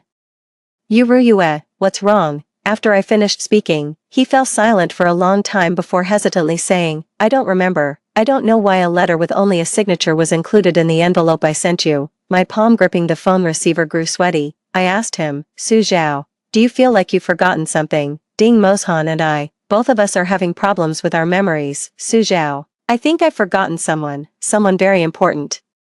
Su Zhao's breathing suddenly became rapid. My letter was written to her. Then, who is she? I really wish I knew who she is. Just the thought of losing her leaves me breathless with sorrow. She must have meant a great deal to me, too. Ding yi. When I opened my eyes, the sunlight outside the window was brilliant. I stared blankly at the deep blue sky, feeling a little lost for a moment. I've already fulfilled my wish, so why haven't I vanished? I placed a hand over my chest. The profound sense of joyful fulfillment within was undeniably real. So, what's going on? A hoarse voice spoke up. You're awake. How do you feel? I turned towards the sound and realized I was in an unfamiliar room, with its plain white walls and sparse furnishings. It looked like a hospital room. A tall, straight-backed figure sat with his back to me behind a potted plant, his voice strangely familiar. I replied, I'm all right. He remained silent for a long moment before letting out a sigh. And you still don't regret it, even now? I knew who he was, the staff member who asked me if I'd have any regrets before I entered the time capsule. I thought of old Ding, spirited and finally free of his burdens, of Ms. Yue, whose future was bright, gentle yet resilient, of my grandparents, healthy, at peace, and serene, of Ms. Yurushi, who was full of hope for life, of little Yu Ruzhao, just a tiny sprout. And then there was Su Zhao, standing tall and handsome in his military uniform. In the end, my arrival changed their future. I wouldn't regret it, even if it only made things a little bit better and gave them a few more choices in life. I told him the answer. This time, he was silent for even longer. Under normal circumstances, your time travel altered your parents' fate. You shouldn't appear in the original timeline, you should have vanished. The fact that I'm still here obviously means this is not a normal situation. I remained silent, waiting for him to continue. He changed the subject instead. As you know, while technological progress in our era is rapid, the birth rate is low. Therefore, survivors of temporal displacement like you are assigned partners by the state. I hesitated. So, you are, he declared with absolute certainty, your state-assigned partner. Yeah, right. I'm not buying that for a second. Sure enough, I heard the sound of stifled laughter. The figure stood up, turned around, and opened their arms to me. A wave of immense joy washed over me, and I felt my eyes well up. The man before me was tall and long-limbed, with handsome features, and he was gazing at me tenderly. It was Su Zhao. It was actually Su Zhao. He pulled me into a full embrace. The initial surprise quickly gave way to confusion. Gazing at his still youthful and handsome face, I couldn't help but ask, Uncle Su, is this a case of reverse aging? Or have you just mastered the art of preserving your looks? Su Zhao's face darkened. And he gritted his teeth. Uncle Su. I looked at him with an innocent expression. He looked back at me with resignation, and in the end, we both burst out laughing. All the awkward uncertainty and the strangeness of our reunion vanished in that instant. We found our way back to the selves we knew best in each other. I asked him, what on earth happened? 3. Su Zhao. After hanging up the call with Riyue, Su Zhao frowned, realizing his own memory was also failing him. He seemed to have made a promise to someone. He wanted her to wait for him, and he vowed to treat her 1,000 times better. But who was she? Why is it that thinking of her fills my heart with such bittersweet joy, a happiness so sharp it aches? The timing of their memory loss was too perfectly aligned. It was as if an entire year had been surgically excised from their minds. The whole situation was utterly baffling. They didn't dare speak of it openly, but began quietly investigating their own missing memories, trying to piece together the truth. They had truly forgotten about someone, yet, no one knew who she was. What was her name? What did she look like? How did they meet? And how did she leave? No one knows. She appeared out of nowhere and vanished from their lives just as mysteriously. She left not a single trace, begrudging them even a memory. As he said this, Su Zhao patted Ding Yi's head. The intensity in his eyes startled her, and she instinctively looked down. I'm sorry, I didn't know it would turn out this way. I thought you would all forget. Su Zhao shook his head dismissively, his eyes like the warm sun of spring, a faint smile playing within them. He continued speaking.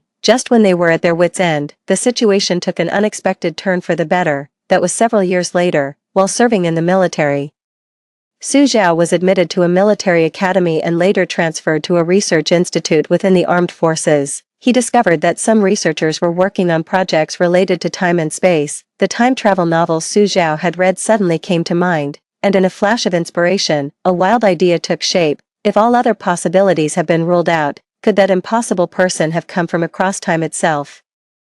After a long hesitation, he produced the down jacket, a garment of immense value with no discernible origin. Sure enough, traces of temporal turbulence were detected on it. The entire research institute was thrown into an uproar. Su Zhao calmly returned to his residence. He carefully retrieved that peach blossom stationery, bearing only a signature and a date, and suddenly broke down into uncontrollable sobs. So, she had truly existed. Later, they discovered more items, Yuruchao's toy gun and car, and Yurushi's watch. This included Yuruyue's entire family, Ding Mozhan, and even him, all of whom had their predetermined fates altered after coming into contact with her. Surprisingly, the ones most deeply connected to her turned out to be Yuruyue and Ding Mozhan. Based on the temporal information carried by these artifacts, research into spacetime technology has begun to take shape. With the researchers' assistance, they gradually began to recall her appearance.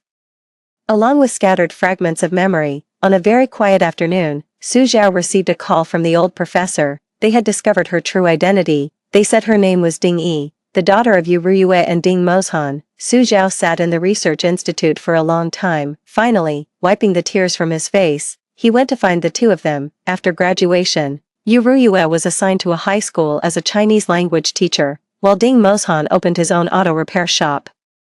The two had been in a relationship for several years. They were deeply in love, yet they kept putting off getting married. The first thing he said upon meeting them was to tell them to go get married right away. Before they could even ask, he gave them a brief rundown of the situation. Careful not to breach confidentiality, Ding Mozhan paused, then suddenly said, "I knew it. I kept wondering why her eyes and nose looked so much like mine." His voice choked with emotion. "So, she's my daughter."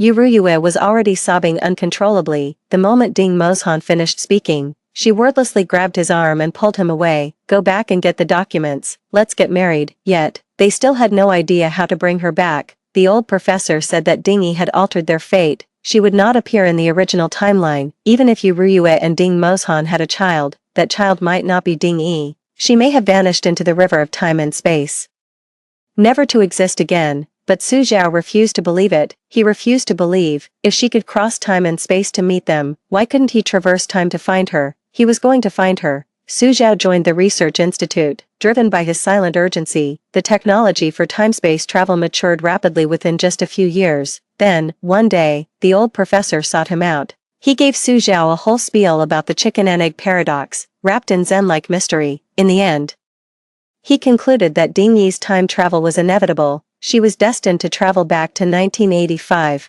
alter their fates, and in doing so, create the very conditions that would lead to the invention of time travel technology. Su Zhao fell silent. For all these years of marriage, Su Ruyue and Ding Mozhan have held off on having a child to make room for Ding Yi. But if that's the case, where does the future Ding Yi come from? The old professor patted him on the shoulder and said meaningfully, "Parallel universes." He took Su Zhao to see the newly developed time capsule. Su Zhao's mission is to lead a team to Ding Yi's timeline, establish a temporal management bureau, and facilitate Ding Yi's time travel. He finally crossed the vast river of time to meet her once more. When the fated moment finally arrived, he watched Ding Yi resolutely stride toward the time capsule and couldn't help but ask, "Do you have any regrets? If this succeeds, you'll vanish." Ding Yi's footsteps did not falter. Su Zhao shielded his eyes behind her, unable to hold back his tears. After arriving in this time and place, he had once investigated his own circumstances. Before Yuruyue dropped out of school, his father had already cut off all his financial support. Swallowing his pride, he went south to find work, only to vanish beneath the relentless wheels of Nanjing's traffic, never to return. Su Zhao's gaze grew distant for a fleeting moment, but in the next instant, his warm, easy smile returned. He patted my head. "You're now a staff member of the Temporal Administration Bureau. That's why you didn't vanish after the time jump was complete." I was stunned, my confusion only deepening. When did I join the Temporal Administration Bureau? I have no memory of that. After traveling through time, not only did I not vanish, But I somehow ended up with a government job. Seriously, that's a thing, Su Zhao deadpanned, trying to pull a fast one on me, family benefits, before I could process it.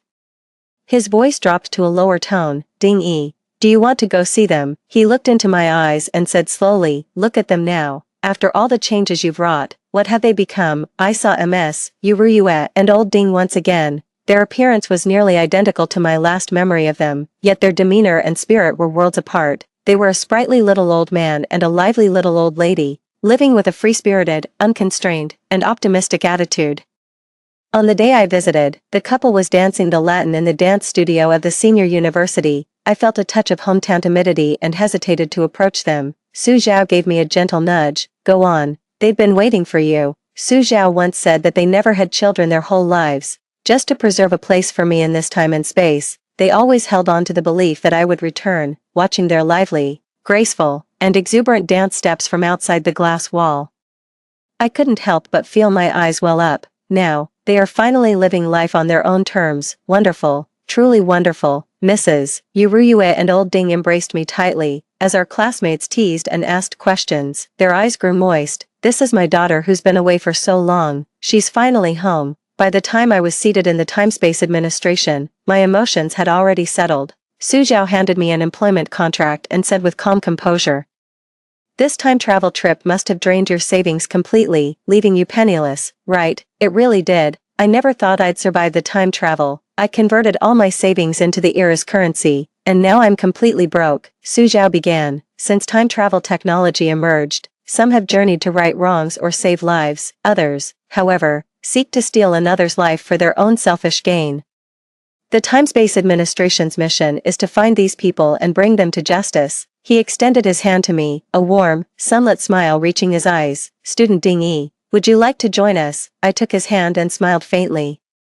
Uncle Su, I suppose it's not out of the question. Story 2, Gu Qiyan fell for a cocktail waitress and was dead set on dumping me, his genius scientist fiancé. In my past life, I loved him. To secure his inheritance, I tried to make him cut ties with that bar girl. Little did I know, they'd go through 99 rounds of her running and him chasing in their tragic soap opera. Their child even ran away mid-drama, leaving the waitress infertile for life. 5 years later, after he took over the Gu Empire, on the eve of his billion-dollar wedding to that waitress, he killed me with a 100-carat diamond, and she can't stand the sight of you. He said, a life for a life. The only place you belong is down there, serving our child as a maid. When I opened my eyes again, I was back on the day he publicly humiliated me and called off our engagement. I, Gu Qiyan, will never marry a boring woman who spends all day cooped up in a lab.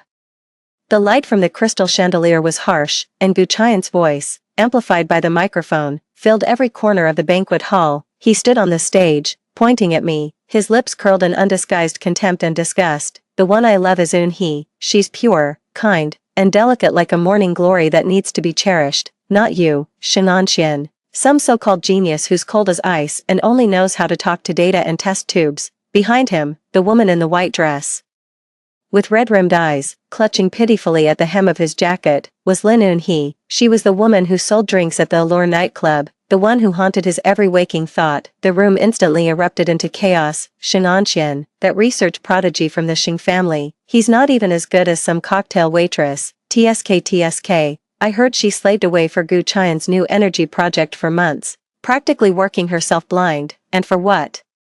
She's not even that great looking, always wearing a sour face. She's got nothing on Lin and she's charm. Men, you know, they all prefer a woman who knows how to play the game. The Xing family's reputation is really in the gutter this time. Countless gazes, filled with pity, disdain, or schadenfreude, pierced through me like needles. I stood there, the champagne I'd prepared to celebrate the project's success still clutched in my hand, my fingertips icy cold. This scene felt all too familiar. In my past life, it was right here, under the same scrutinizing gazes, that I had desperately pleaded with him not to call off our engagement, for the sake of his inheritance, for the dignity of the Gu and Xing families, begging him to leave Lin and she. And what was the result? In return, I received only his escalating humiliation, the 99 farcical rounds of their cat and mouse chase, and the blame for the child, lost by accident, a loss that left Lin and she infertile for life. It was 5 years later, on the eve of his ascension to head the Gu Empire and his $10 billion betrothal to Lin and she, that he hurled a 100-carat diamond at my forehead. and she doesn't want to see you. A life for a life, the only place you belong is down there, serving our child as a maid. A dull ache throbbed at my temple once more, the memory of that cold, unyielding impact and the despair of a life draining away, forever seared into my soul. Ha!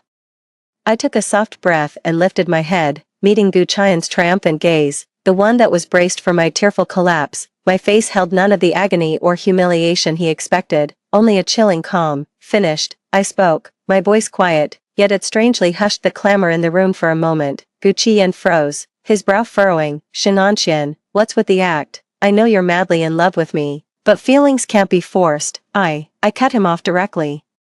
Took my phone out of my clutch, and right in front of him, dialed a number and put it on speakerphone. Ring, ring. After a few rings, a deep, authoritative male voice came through the speaker, filling the silent banquet hall. And Xian, calling at this hour. Is there good news about the project? It's Chairman Gu Tingfeng. Everyone held their breath, watching Gu Qian's face shift instantly to one of shock and suspicion. I slowly curved my lips into a smile and spoke, clear and deliberate. Uncle Gu, the project was a great success. However, there's something more important right now. Your son, Gu Qian, has publicly announced his intention to marry a nightclub bartender. He unilaterally tore up our engagement contract, declaring he'd rather have that woman than me, the daughter of the Xing family, the future mistress of the Gu family. There was a 2-second silence on the other end of the line, followed by a pressure so low it seemed to travel through the airwaves. Where is he? Put him on the phone. Gu Qian's face paled, and he instinctively lunged forward to snatch the phone. I sidestepped his attempt, my gaze sweeping over the guests below. I watched as their expressions shifted in an instant, from mockery to shock, and finally to speculation. Then, I dropped the bombshell. That won't be necessary, Uncle Gu. Since Gu Qian is so determined to humiliate me and our entire Xing family by choosing a barmaid, I demand a change in the marriage arrangement. I paused, feeling my heart thump powerfully in my chest, savoring the sweet vindication of my first counterattack since being reborn. I agree to the marriage alliance, but the groom must be your eldest son, Gu Qi, the heir to the Gu family, I declared, my voice ironclad and leaving no room for doubt. It's time for someone else to take that title. Boom. The entire banquet hall erupted into chaos. What? Xing is going to marry that vegetative patient, Gu Qi. She's lost her mind. She must have been driven insane. Gu Qi has been lying there for 3 years. Whether he'll ever wake up is a real question. She's condemning herself to a living widowhood, all out of spite. Is it worth it? Will the Xing family even agree? Gu Qian acted as if he'd heard the most ridiculous joke in the world, bursting into hysterical laughter and pointing his finger right at my face. Shenanxian, have you gone completely mad? Marry my brother? That living corpse, ha ha ha, you'd rather chain yourself to a vegetable than admit you lost to Anshi. You're nothing but a pathetic, pitiful worm. Lin Anshi promptly nestled into Gu Qian's arms, looking at me with timid, tear-filled eyes. Miss Xing, how could you? Young Master Qi is already in such a pitiful state. How could you still take advantage of him? I looked at this despicable pair. The memory of their hypocritical performance in front of me from my past life superimposed onto this moment, making me so nauseated I could almost retch. On the other end of the line, Gu Tingfeng's voice sounded again, carrying a trace of imperceptible caution and a certain calculated flexibility. Anxian, are you certain you know Qi's condition? I am certain, I replied without a moment's hesitation. Compared to an heir whose heart belongs to a barmaid, who cannot separate personal feelings from business, and who might lead the Gu family into unpredictable risks, a stable marriage alliance that comes with the full support of the Xing family is the superior choice for Gu Corporation. Is it not, Uncle Gu? I went straight for the jugular. Gu Tingfeng is a businessman, one who places immense value on profit and family reputation. Gu Qian's actions today have crossed his bottom line. Sure enough, Gu Tingfeng fell silent. That silence was as good as an admission. Gu Qian's laughter died in his throat. In disbelief, he shouted into my phone, Dad, you can't listen to her nonsense. She's just trying to get back at me. Shut up. Gu Tingfeng's furious roar came through the receiver. Gu Qian, get your ass back here right now, and bring that woman of ill repute with you. The call was slammed down. The dial tone buzzed, but it felt like a stinging slap across the faces of Gu Qian and Lin Anshi. Gu Qian's face was ashen, his gaze dark and venomous as it fixed on me, as if he wanted to tear me limb from limb. Lin Xi's face was etched with terror as she clung tightly to Gu Qian's arm, her quiet sobs barely audible. I didn't spare them another glance, walking straight towards the banquet hall doors. Wherever I passed, The crowd instinctively parted to make way. The looks directed at me had shifted from initial pity and scorn to shock, curiosity, and even a trace of awe. Oh my god, is Xing'anqian actually going through with it? That's a ruthless move, cutting the problem off at the root. Gu Qiyan is in deep trouble now. Chairman Gu values his reputation above all else. Could it be? The Gu family is really about to see a major shake-up. I stopped at the doorway, without turning back. I spoke just loud enough for the deathly silent crowd behind me to hear. Second young Master Gu, don't forget to inform your pure and innocent little daughter Flower. Get ready to call me sister-in-law. 2. The room fell into a deathly silence. Gu Qiyan snapped out of his shock and snarled at me. Xing'anqian, have you lost your mind? Marry my brother. He's been a vegetable for 3 years. Are you really so desperate to get back at me that you'd condemn yourself to a living widowhood? Lin and she tugged at his sleeve, her eyes brimming with tears. Qian, don't be like this. Miss Xing might just be acting on impulse. I couldn't be bothered to watch their little performance any longer. I turned and walked away. Stop right there. Gu Qian tried to block my path. I turned and gave him an icy glare. Young Master Gu, touch me again, and I can't guarantee you'll be allowed into the Gu Corporation building tomorrow. His hand froze mid-air. I possess evidence of his past project violations. In my previous life, I was soft-hearted and never used it, but this time, I won't be so lenient. The eyes of the surrounding guests shifted, their expressions changing from amusement to careful assessment. Is Xing'anqian serious? Does she have dirt on Gu Qiyan? Looks like the second young Master Gu has bitten off more than he can chew. I ignored the gossip and left directly. The next day, Gu Tingfeng called me personally, and Xian. I've thought about what you said yesterday. For Qi Yi, it truly is unfair to you, but if you insist, the Gu family welcomes you. I knew exactly what he was scheming. The Xing family behind me, and the research project in my hands, were far too important to the Gu Corporation. Trading a comatose son for a powerful ally and a stable line of succession, he was getting a bargain. I don't feel it's unfair, Uncle Gu, I said, but I have 2 conditions. First, after I marry Gu Qi, all shares and assets under his name will be managed by me on his behalf. Second, Gu Qiyan must leave the core of the group and be transferred to an overseas branch. He is not to return to the country unless summoned. There was a brief silence on the other end of the line. Agreed. After hanging up, I smiled. Gu Tingfeng was truly ruthless. For the sake of profit, he could discard his own youngest son without a second thought. The news spread, causing an uproar.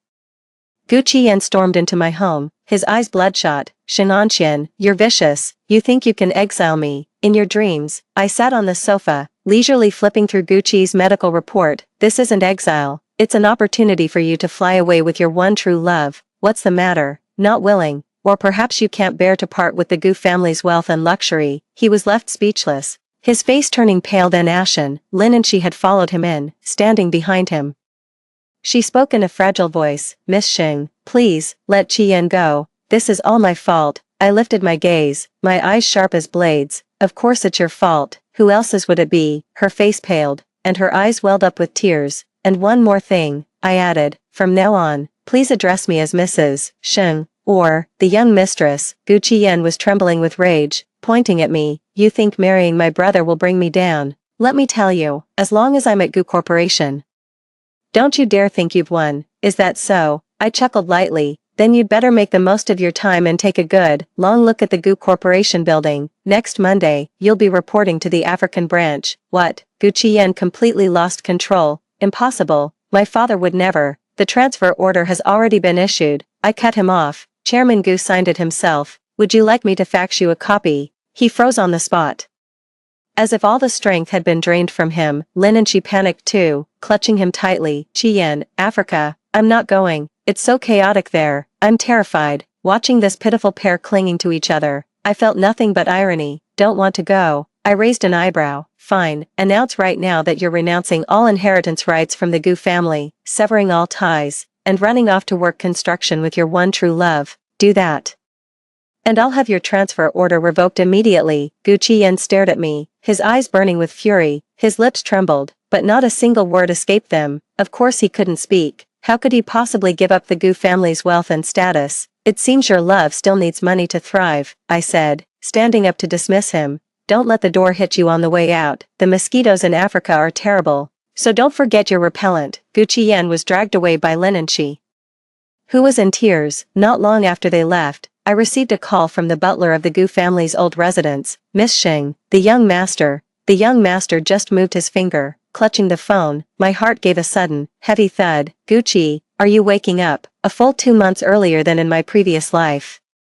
It seems my rebirth has truly changed some things. A week later, Gucci and I held a quiet, low-key wedding ceremony. Gucci Yen was still packed off onto a flight to Africa, with Lin and she tearfully following along. At the wedding venue, only Gu Tingfeng and a few senior family elders were present. I stood in my wedding dress beside the bed of the comatose Gucci and completed the rites. No one had high hopes for this marriage, they were all just waiting to see how long this auspicious bride, brought in to improve his fortune, would last. On the 3rd day after the wedding, I moved into Gucci's villa and took full control of his affairs. His private lawyer and medical team were initially wary of me, but I quickly won them over with my sharp business acumen and my surprisingly deep understanding of Gucci's medical condition. I was reviewing the last project Gucci handled before his coma, a land acquisition deal with excellent prospects but currently at a deadlock. In my past life, Gucci Yen had relied on the follow-up plan he swindled from me to crack this tough nut and win the board's favor. Now, he's out of the picture. I gathered the project team, pulled several all-nighters in a row to revise the plan, and personally met with key stakeholders. The resistance was immense, with many paying lip service while secretly waiting to see me fail. Madam, the other party's representative is being extremely difficult. They're digging in their heels and refusing to budge. I heard the second young master has been in remote contact with them from Africa, trying to cut in and steal the deal. I set down my coffee cup, my eyes turning cold. Tell them I'll be there in person tomorrow at 3 p.m. Also, anonymously send a copy of the evidence regarding Gu Qian's private contact with the other party and his promises of improper benefits to Chairman Gu. My assistant was taken aback for a moment, then immediately complied. The next day, I arrived punctually at the negotiation meeting room. The other party's representative was arrogant and condescending, throwing up every possible obstacle. Ms. Xing, it's not that I don't want to do you this favor.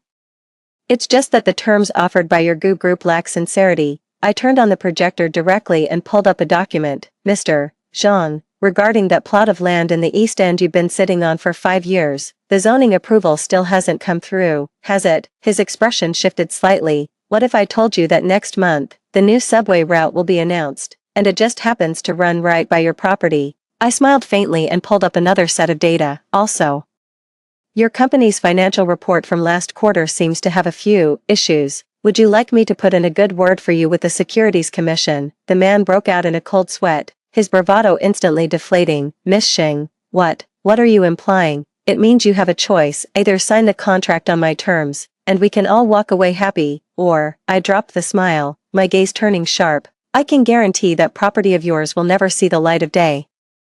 And your company will have more than just a little trouble on its hands. Half an hour later, the contract was signed. I walked out of the conference room with the signed documents and received a furious call from Gu Tingfeng. That bastard Gu Qian, how dare he pull this stunt behind my back? And Xian, I owe you one this time, just doing my job, Dad, I replied calmly, after hanging up the phone. I knew Gu Qian's days in Africa were about to get a lot tougher.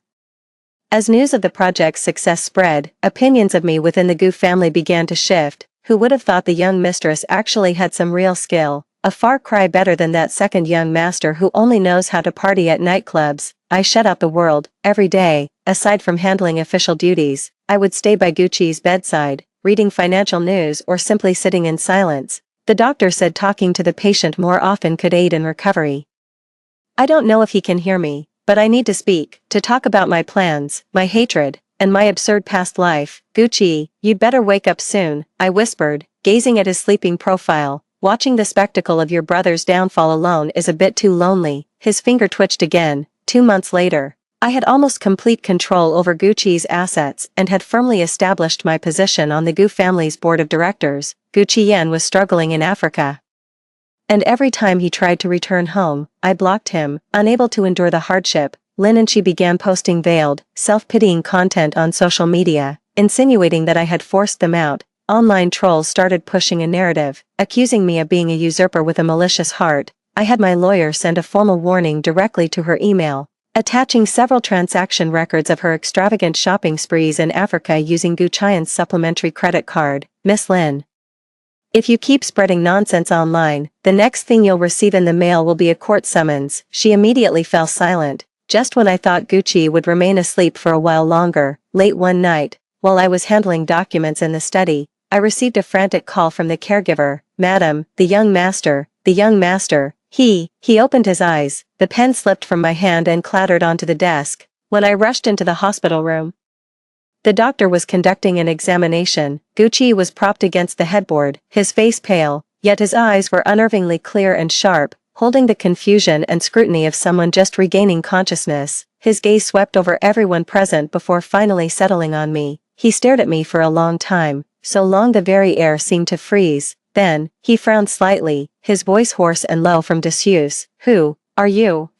I stood at the doorway of the hospital room, a few paces away, meeting his gaze, eyes that were newly awake yet already sharp. The air grew still, the doctors and orderlies held their breath. "Who am I?" I sneered inwardly. Outwardly, I picked up the water glass beside me, walked naturally to the bedside, and handed it to him. "Shinganxian," I said, looking at him and enunciating the three words clearly. "Your legal wife, the person currently managing all your assets, and the one who just packed off your useless brother and his beloved barmaid to Africa." His hand, reaching for the glass, froze mid-air. The scrutiny in his eyes instantly shifted to shock, followed by a deeper, more intense contemplation. "Gucci Yen was sent to Africa." His voice was hoarse, laced with disbelief. "Father signed the transfer order himself," I said flatly, as if commenting on the weather.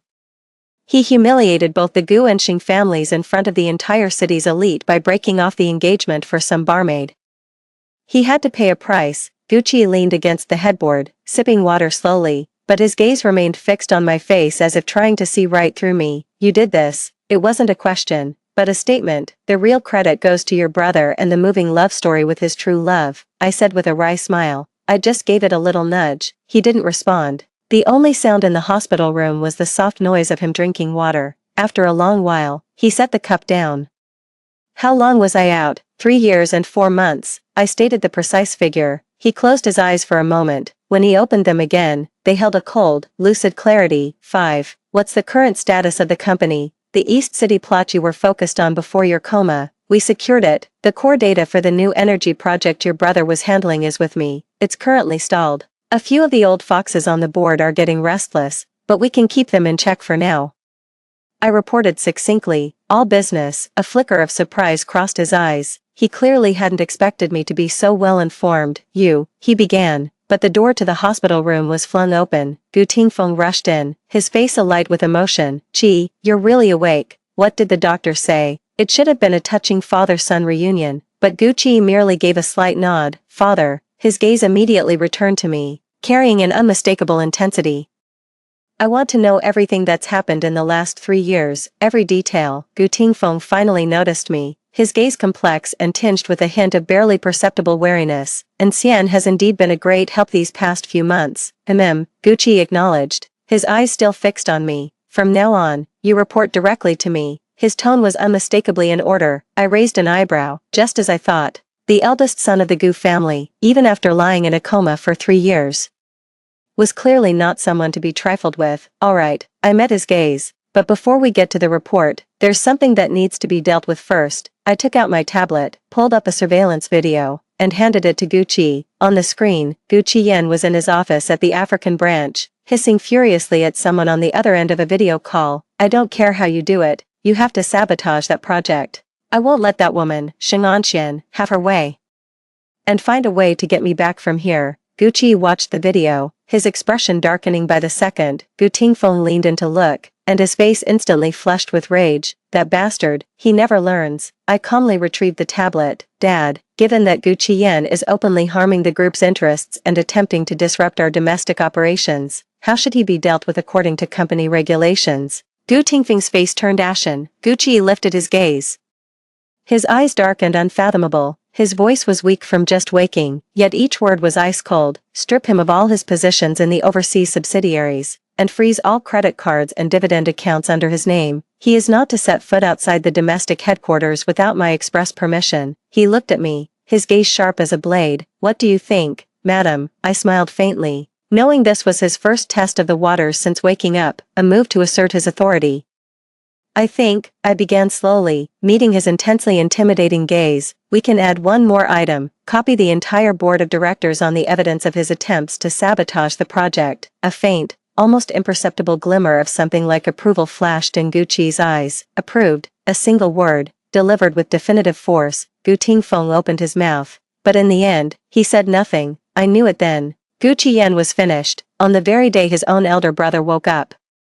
He was nailed to the pillar of shame. When the news reached Africa, Gu Qiyan smashed up his office in a rage. Lin and she made a tearful, transoceanic call, her voice shrill. Shenanxian, you vicious woman, are you trying to drive us to our deaths? I simply held the phone away, waiting for her to finish her wailing before speaking coldly. Miss Lin, instead of barking here, perhaps you should think about how to use your pure and kind-hearted charm to convince your man to keep his head down and work hard on that construction site in Africa, so he can actually support you. After all his cards are frozen now. From the other end of the line came the sound of Gu Qian's furious roar and something shattering. I hung up the phone, feeling quite pleased. 6. Gucci's recovery speed was astonishingly fast. In less than half a month, he was already up and walking. Though his complexion remained pale, the commanding presence of one long accustomed to power had fully returned. He began taking over the core business operations I had been handling on his behalf, acting with swift and decisive force, now carrying an even sharper edge of ruthlessness than before his coma. The old foxes on the board, who had been biding their time and even secretly passing information to Gu Qiyan, immediately caught the shift in the wind. They all tucked their tails between their legs, and the frequency of their overtures to me noticeably increased. I was more than happy to enjoy the peace and quiet. I handed back most of my authority, holding on tightly only to the new energy project and the lifeblood of Gucci's personal assets. This was stipulated in our prenuptial agreement and formed the very foundation of my security. That day, I had just finished a video conference with Gucci, finalizing the plan to clean up the last of Gu Qian's remaining influence. When the intercom rang, my secretary's voice was tense over the line. President Xing, the front desk downstairs says, Ms. Lin and she is making a scene, demanding to see you. She says she won't leave until she does, and she's drawn quite a crowd of reporters. I raised an eyebrow. So Gu Qian's cards are frozen. Getting desperate, is he? Send her up. A few minutes later, Lin and she burst into my office, looking haggard and a far cry from the delicate, pitiable flower she'd played at the banquet. Her eyes were red and swollen as she pointed a finger at me and started yelling, Shenanxian, haven't you done enough to Qian? He's sick in Africa right now and can't even afford to see a doctor. How can you be so vicious? Leaning back in my chair, I twirled my pen slowly. He's sick, so why come to me? Go to his true love. Didn't you keep saying you love him and would do anything for him? Now's your chance to prove it. Go sell some blood or a kidney, whatever you like. She trembled with rage. If you hadn't frozen his cards, how could you possibly not even have money for a doctor? I cut her off with a cold laugh. Lin and she, spare me the act. Gu Qian's base salary from the Africa branch is more than enough to live comfortably there. Whether he squandered it all himself, or you blew it on luxury goods, you know the truth. Her face went pale, and her eyes darted away. I couldn't be bothered to argue with her. I pressed the intercom directly. Security, please escort Miss Lin out. From now on, she is not to be admitted into the building without an appointment. Shenanxian, how dare you? Lin and she shrieked, trying to lunge at me, but the security guards who arrived just in time restrained her. Watch me, I said, standing up and walking over to loom above her. And let me remind you of something. If you ever dare to cause a scene at my company again, or spread any false information online, I won't hesitate to make public that rather colorful client list from your time working at Allure. Lin and she shriek died in her throat, the color drained from her face, and her eyes finally held a look of genuine fear as she stared at me. The security guard dragged her out, and the office fell quiet again. I sank back into my chair and rubbed my temples. My phone vibrated, a text from Gucci, brief and to the point. All taken care of. Yeah, father wants us to come back to the old house for dinner tonight. I stared at the screen, my finger pausing. Dinner at the old house. Is Gu Tingfeng trying to mend fences, or is there something else on his mind? That evening, I returned to the Gu family's ancestral home with Gucci. The atmosphere was even more unsettling than I'd imagined. Gu Tingfeng sat at the head of the table, his expression grim. Seated to his right, a woman bedecked in jewels and straining to project the air of the lady of the house, was none other than Gucci's biological mother, Lu Yuru. the woman who had clawed her way to this position by less than honorable means. The moment she saw Gucci and me walk in, her forced smile instantly froze on her face, especially when she took in Gucci's composed movements and his icy, imposing presence. "Chi is awake, what wonderful news," Lu Yuru said in a flat, lifeless tone, though her eyes held a venomous glint, "and Xian is here too, please, have a seat." Without so much as a glance in her direction, Gucci pulled out a chair and sat down. I followed suit, taking my seat with an air of unruffled composure. At the dinner table, Lu Yuru began her routine of offering praise laced with subtle barbs, and Xian is truly capable. She's kept everything in perfect order.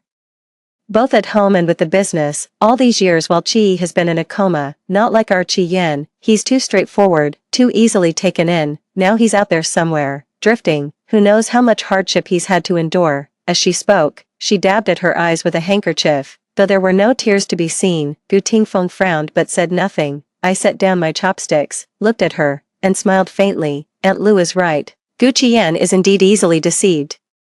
However, it seems the one who fooled him wasn't some stranger, but his so-called pure and kind true love, Miss Lin, and she, the same one who, while selling drinks at the nightclub, was exceptionally close to countless customers. Lu Yuru's face instantly paled. "How dare you spout such nonsense? If you think I'm lying, Aunt Lu, you can go ask around at Enchante yourself." Miss Lin was the star attraction there back in the day, with quite a list of regular patrons. "You might even run into a few old friends for a chat," I said it casually, as if discussing the weather. "You," Lu Yuru's chest heaved with anger as she turned to Gu Tingfeng. "Husband, look at her. She's trying to drive me and my son to our graves." Gu Tingfeng's face darkened. He slammed his wine glass down heavily. "Enough. Can't you even keep quiet during a meal?" It was only then that Gucci spoke up, his tone measured and cold. "Father, Chian's actions in Africa have severely damaged the group's interests. The board is deeply dissatisfied with him. If Aunt Lu continues to coddle and enable him like this, I'm afraid he won't even last at the subsidiary." Lu Yuru fell silent instantly, staring at Gucci in terror. Gu Tingfeng took a deep breath, clearly stunned to the core. "I know what I'm doing with this. Let's eat." The meal concluded under a heavy, oppressive atmosphere. As we left, Lu Yuru watched the retreating figures of Gucci and me walking side by side, her eyes brimming with venomous hatred. Settling into the car, Gucci closed his eyes to rest, then spoke abruptly. "Your methods for dealing with Lu Yuru are far too gentle." I turned my head to look at him. He opened his eyes, a chilling emptiness in their depths. "To kill a snake, you must strike its head. What she cares about most isn't Gucci Yen, it's her status as Mrs. Gu and the wealth and luxury that come with it." I understood his meaning. I just hadn't expected him to be so merciless toward his own stepmother. "Got it," I nodded. "Looks like it's time to give Lu Yuru some real trouble." Gucci closed his eyes again, the corner of his mouth lifting in the faintest hint of a smile. "If you need help, just say the word." 7. A few days later, I met with the private investigator and slid a stack of documents about Lu Yuru across the table to him.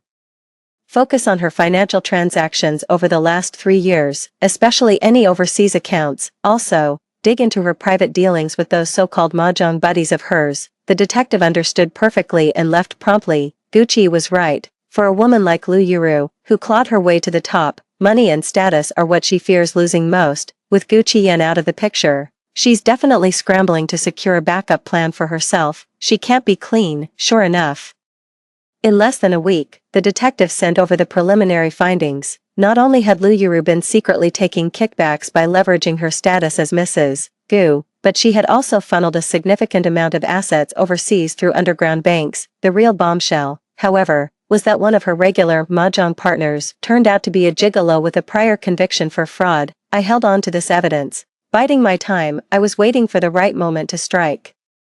On the day of the Gu Group's quarterly board meeting, Gucci, the heir who had just awoken and swiftly taken control, was presiding. I was in attendance, both as the holder of Gucci's proxy voting rights and in my capacity as the head of the new energy project. Midway through the meeting, as the discussion turned to a proposed overseas investment, a director known to be close to Lu Yuru suddenly launched an attack. "Gee, you've only just woken up, so you might not fully grasp the complexity of this project. I think it would be safer to hand the lead over to someone with more experience. For instance, we could ask Madame Lu to assist. She has some connections overseas as well." Gucci didn't even lift his eyelids, just tapped his finger lightly on the table. I caught his meaning immediately and cut the director off. Director Lee, when you say experience, are you referring to the experience Madame Lu gained last year by secretly funneling 50 million in kickbacks through your nephew's company? The entire conference room fell deathly silent. Director Lee's face instantly drained of color. Shenanxian, that's a vicious slander. Unfazed, I calmly pulled several bank transfer records and contract copies from my folder and had my assistant distribute them to the board members. This is the money trail showing Ms. Lu Yuru receiving kickbacks, facilitated by none other than your own nephew. Director Lee, shall I present more detailed evidence, including your nephew's company ledgers, to the supervisory board? Director Lee broke into a cold sweat, his lips trembling, unable to utter a single word. The other directors stared at the irrefutable evidence in their hands, their expressions a mix of shock and fear as their gazes turned toward me. Gucci finally spoke. His voice utterly calm and devoid of emotion. Director Lee is getting on in years. It seems his faculties are no longer sharp, making him susceptible to deception. Effective immediately, he is relieved of all his duties within the group and may retire to enjoy his remaining years with such casual indifference. He had just dismantled a founding elder of the company. His eyes swept across the room. Does anyone else have questions about the project lead's qualifications? Or about my wife's capabilities? The meeting room was so quiet you could hear a pin drop, and no one dared utter another word. I understood that Gucci was using me to establish his authority, while also making a declaration to everyone. Shenanxian was under his protection. After the meeting concluded, I returned to my office, and Gucci followed me in. That was quick, he remarked. You're right to remind me. I poured him a glass of water. He took it but didn't drink. Looking at me instead, when do you plan to close the net on Lu Yuru? Soon, I smiled. We need to let her transfer a bit more. The sum has to be substantial for a heavy sentence. He nodded, seemingly pleased with my ruthlessness. Just then, an urgent news alert popped up on my computer. Lu Yuru, wife of the GU Group's chairman, has been taken in by police for questioning on suspicion of massive embezzlement and illegal asset transfers. The accompanying photo showed Lu Yuru being escorted by two policewomen, her face deathly pale and her hair disheveled, a far cry from her usual elegant, high society appearance. I raised an eyebrow and looked at Gucci. You're doing? He took a leisurely sip of water. Just a little side project. I see. He thought I was moving too slowly, so he poured fuel on the fire, and he did it in the most official, most irreversible way possible, ruthless, and utterly final. With this, Lu Yuru is finished for good, and Gucci Yen has lost his last foothold overseas. The phone began to vibrate frantically. It was an overseas call from Gucci Yen in Africa, his voice hoarse and desperate. Shenanxian, it's you. You're the one who hurt my mother, you vicious, heartless woman. I'll make you pay for this. I'll haunt you from beyond the grave. I hung up the phone immediately and blocked the number. Finally, there was peace and quiet. Gucci set down his water glass, walked over to the window, and gazed down at the bustling traffic below. The eyesores had been mostly dealt with. He turned, his silhouette sharp and cold against the backlight. Now, it's time to focus on the real business at hand. The real business he spoke of was gaining complete control of the GU conglomerate, and dealing with those enemies still lurking in the shadows,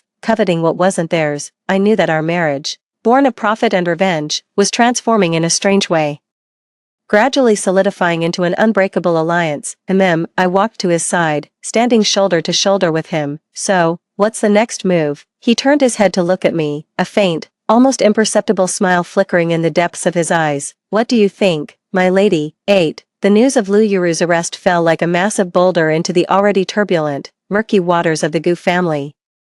Gu Tingfeng was so furious he nearly had a heart attack and was admitted to the hospital's intensive care unit. No matter how much he disliked Lu Yuru, she had been the public face of the GU family as Mrs. GU for nearly 2 decades. This scandal being exposed now was a devastating blow to the family's reputation. I went to visit him with a fruit basket and overheard him raging at his confidant outside the room. Investigate, get to the bottom of this. Who leaked the information to the police? Was it that girl, Shenanxian? His confidant stammered, unable to give a clear answer. I pushed the door open and entered, wearing a carefully measured expression of concern. Father, are you feeling any better? Gu Tingfeng's face was ashen when he saw me, his anger barely contained. And Xian is here, he said. He dismissed his confidant with a wave, leaving just the two of us in the hospital room. Aunt Lu's situation took me by surprise as well, I said, setting down the fruit basket. My tone calm. However, the evidence of her embezzling company funds and illegally transferring assets is irrefutable. This is a severe blow to the group's reputation. The immediate priority is to sever ties quickly and stabilize the stock price. Gu Tingfeng stared at me, his gaze sharp, trying to find a crack in my composure. Don't you have anything to say for yourself? I met his gaze squarely and said frankly, I do. I believe we should issue a statement immediately to distance the group from Liu Yuru's personal actions. Either you or Qi should personally step forward to apologize to the affected partners, offer compensation, and do everything possible to mitigate the losses. Every word I said was perfectly reasonable and framed from the perspective of the group's interests, leaving him no room to find fault. Gu Tingfeng fell silent for a long moment, then finally waved a tired hand. Do as you say. Let Qi handle it. Understood, father. Please get some rest. I turned and left. The moment the door closed behind me, a cold smile touched my lips, a clean break, an apology. This is only the beginning. Gu Qi moved faster than I had anticipated. With decisive efficiency, he issued the severance announcement and personally met with the heads of the major partner companies. His approach was firm yet tactful, and he quickly stabilized the situation. Even the few board members who had initially voiced reservations fell completely silent in the face of the formidable control he demonstrated. After a brief period of turbulence, the Gu Group, like a great ship, has steadied its course under the helm of Gu Qi. As for Gu Qiyan, after Liu Yuru's downfall, he completely vanished. Word has it he couldn't even hold on at the African branch, was drowning in debt, and disappeared with Lin and Qi without a trace, as if he'd evaporated from the face of the earth. I didn't bother looking for them. A couple of stray dogs aren't worth the effort. They'll inevitably crawl out of the woodwork sooner or later. That day, while representing the Gu Group at a tech summit, I had just signed a letter of intent and stepped out of the conference room. At a corner in the hallway, a familiar yet wretched figure blocked my path. It was Lin Qi. She was emaciated, wearing a cheap, wrinkled dress. Her face was flushed with an unnatural feverishness, yet her eyes burned with an unnerving intensity, fixed unwaveringly on me. Shinanqian, her voice was hoarse, laced with a desperate, cornered madness. Give me the money, 5 million, or I'll expose everything. How you and Gu Qi conspired against Aunt Lu and drove Qian away. I have proof. I stopped in my tracks, looking at her. This picture of utter desperation, I could only find it laughable. Evidence. I raised an eyebrow. You mean those fabricated chat logs and transfer screenshots your con artist gigolo lover gave you? Lin and Qi's pupils contracted sharply, the color draining from her face. You, how do you know? I know more than that. I took a step forward, lowering my voice so only the two of us could hear. I also know that Mr. Wang, the one you serviced at Allure, is currently facing a lawsuit and desperately needs a fall guy. Tell me, if I delivered you to him and said you were willing to take the blame for everything, don't you think he'd be very grateful to me? Lin and Qi's body began to tremble violently, her gaze shifting from madness to sheer terror. No, you can't. I can. I straightened up, brushing off non-existent dust from my clothes. Lin and Qi, get lost. If you show your face in front of me again, what's waiting for you next time won't be a few words. It'll be 3 square meals a day courtesy of the state. As if all the strength had been drained from her body, she crumpled to the floor, utterly broken. I didn't spare her another glance and walked away. An insect like that isn't even worth my effort to swat. Back at the company, Gu Qi was waiting for me in my office. He was sitting in my chair, flipping through the latest progress report on the new energy project. Trouble? He asked without looking up. Just a fly. I swatted it away. I walked over and picked up another file. He closed the report and looked up at me, his gaze intense. We have news on Gu Qiyan. I froze. Where? Macau. He owes the casino a fortune, and they're holding him, Gu Qi said, his tone flat, as if discussing a trivial matter. The casino contacted the Gu family, demanding a ransom. I let out a derisive snort. And what does father say? Father's position. Gu Qi rose to his feet, walking over to stand before me, looking down with a profound gaze. Is that the Gu family does not harbor useless individuals, nor do we clean up after gambling addicts. I understood. Gu Tingfeng had completely given up on Gu Qiyan, so, I met his gaze. Therefore, Gu Qi's lips curved into a cold, cruel arc. I must trouble you, madam, to go to Macau personally and tidy things up. He enunciated the words tidy things up with deliberate, heavy emphasis. Seeing the undisguised coldness and resolve in his eyes, I understood perfectly. He intended to use my hand to deliver the final blow to Gu Qiyan, and to sever all of the Gu family's potential troubles at the root. Alright, I didn't hesitate for a second. I'll go. That very afternoon, I flew to Macau with my lawyer and bodyguards in tow. The casino staff led us to a dimly lit private room. Gu Qiyan was tied to a chair, his face bruised and swollen, reeking of filth. Not a trace remained of the arrogant young master of the Gu family he once was. When he saw me, he froze for a moment, then as if spotting a lifeline, he thrashed and screamed, "Xing'anqian, it's you, hurry, pay them, get me out of here." I walked up to him, stopped, and looked at him quietly. "Go back," I repeated, my tone airy and detached. "Back where?" "To the Gu family." Gu Qian nodded eagerly. "Yes, back to the Gu family. I'm the second young master of the Gu family. They can't just abandon me." I smiled, leaned down, and moved closer to him, speaking in a voice only the two of us could hear. "Gu Qian, don't you get it? The Gu family cast you out a long time ago. Your mother's in prison, your father acts as if you're dead, and your brother—" I paused, watching the color drain from his face, and enunciated each word clearly, "sent me to see you off." Gu Qian's pupils contracted violently. He shook his head frantically. "No, that's impossible, you're lying. Father wouldn't abandon me, brother wouldn't either. Gambling debts. 80 million, I straightened up, produced a document, and tossed it in front of him. "Sign this, renounce all claims to the Gu family inheritance, and the debt is cleared. The casino will let you walk away. That's a share transfer agreement and a waiver of inheritance rights." Gu Qian stared at the papers as if they were vipers, recoiling violently. "I won't sign, don't you dare, you won't." I raised an eyebrow and shot a glance at the casino manager beside me. With a wave of the manager's hand, two burly men stepped forward, pinned Gu Qian down, grabbed his finger, and forced it toward the ink pad. "No, let go of me, Xing'anqian, you vicious woman, how dare you?" "Ah!" Gu Qian struggled desperately, howling and cursing. I watched with cold indifference, utterly unmoved. Finally, accompanied by a cry of utter despair, his thumb was forced onto the end of the agreement. The agreement took effect. I picked up the signed documents, gave them a final review, and confirmed everything was in order. "All right, he's all yours," I said to the casino manager. "The Gu family has severed all ties with this man." The manager nodded in understanding and signaled for his men to drag away Gu Qian, who was limp as a rag doll, his eyes vacant. What awaited him was the bottomless pit of the casino's debt collection. I turned and walked away from that place, leaving its stench of decay behind. Stepping out of the casino, the neon lights of Macau's night were blinding. My phone buzzed, a text from Gu Qi. It contained just one character. "Done," I replied with a single character. "Done. From this moment on, the name Gu Qian is to be completely expunged from the Gu family registry." 9. Upon returning to Haicheng, the internal workings of the Gu corporation had been completely transformed. Gu Qi executed the power transition with an iron fist, leaving no room for dissent on the board. Under my leadership, the new energy project progressed at a breakneck pace. The first product is about to launch, and market anticipation is at a fever pitch. Gu Qi and I, a couple bound by vengeance and mutual interest, became the most formidable partnership in the business world. He handled external affairs, maneuvering with masterful strategy, while I managed internal operations, controlling the core technology and financial lifelines. Ours was not that of newlyweds, but of seasoned comrades who had fought side by side for years. The outside world buzzed with gossip, claiming we were merely putting on a united front while each pursuing our own ends. We couldn't be bothered to explain. On this particular day, Gu Qi, for once, came home on time, bringing a bottle of red wine with him.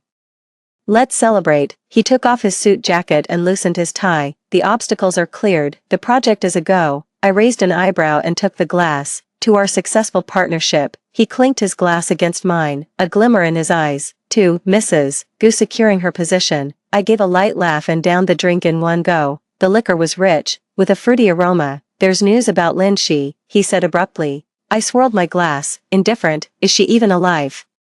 "In some small Southeast Asian country. She's sick, can't afford treatment, and is on her last legs," Gu Qi said flatly. "She sent word, wants to see you one last time, says she has a secret about your parents to tell you." "My parents?" My hand holding the wine glass paused for a moment. "My parents died in an accident during an academic expedition years ago. It's an old matter the Xing family has always been reluctant to discuss." "How could Lin and she know about it?" "You think it's a trap?"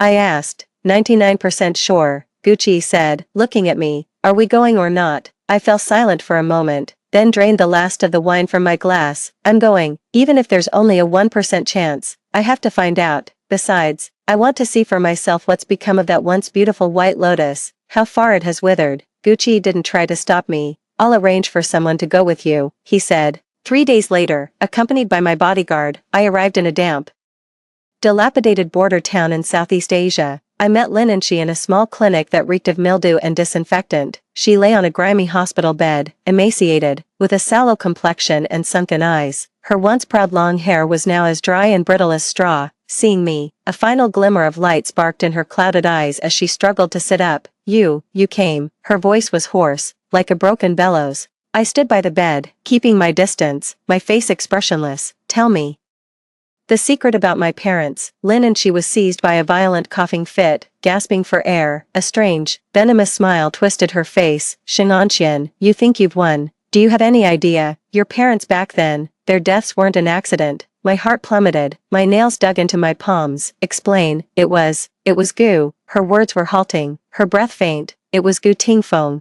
He was afraid your father's research posed a threat to the Gu Corporation, so." She didn't finish. Another wave of racking, gut-wrenching coughs overtook her. She violently coughed up a mouthful of dark blood, which splattered across the filthy bedsheet. I stared at her intently. "Proof? Where's your proof?" Lin and she's gaze began to grow vacant, a vindictive pleasure spreading across her face. "The proof? It's long gone. Ha, Shenanxian, you're just another pathetic fool, helping your enemy build their empire." Her voice grew fainter and fainter until, with a final loll of her head, her breath ceased entirely. Her eyes remained open, frozen within them an eternity of resentment and a flicker of mockery. I stood frozen in place, the clinic's foul odor filling my nostrils, while Lin and she's dying words slithered like a venomous snake into my ears. "Gu Tingfeng killed my parents. Is that even possible? Kill for commercial gain." A massive shock churned my stomach. I forced myself to calm down. Lin's words couldn't be taken at face value. In her final moments, she just wanted to drag me down with her, to unsettle my mind. But what if it's true? I took a deep breath, turned, and instructed the bodyguard, "Take care of it." Then, without a backward glance, I left that disgusting place behind. On the flight back, I gazed out the window at the churning sea of clouds, my mind in turmoil. If what Lin and she said was true, then had all my revenge since my rebirth become a cruel joke?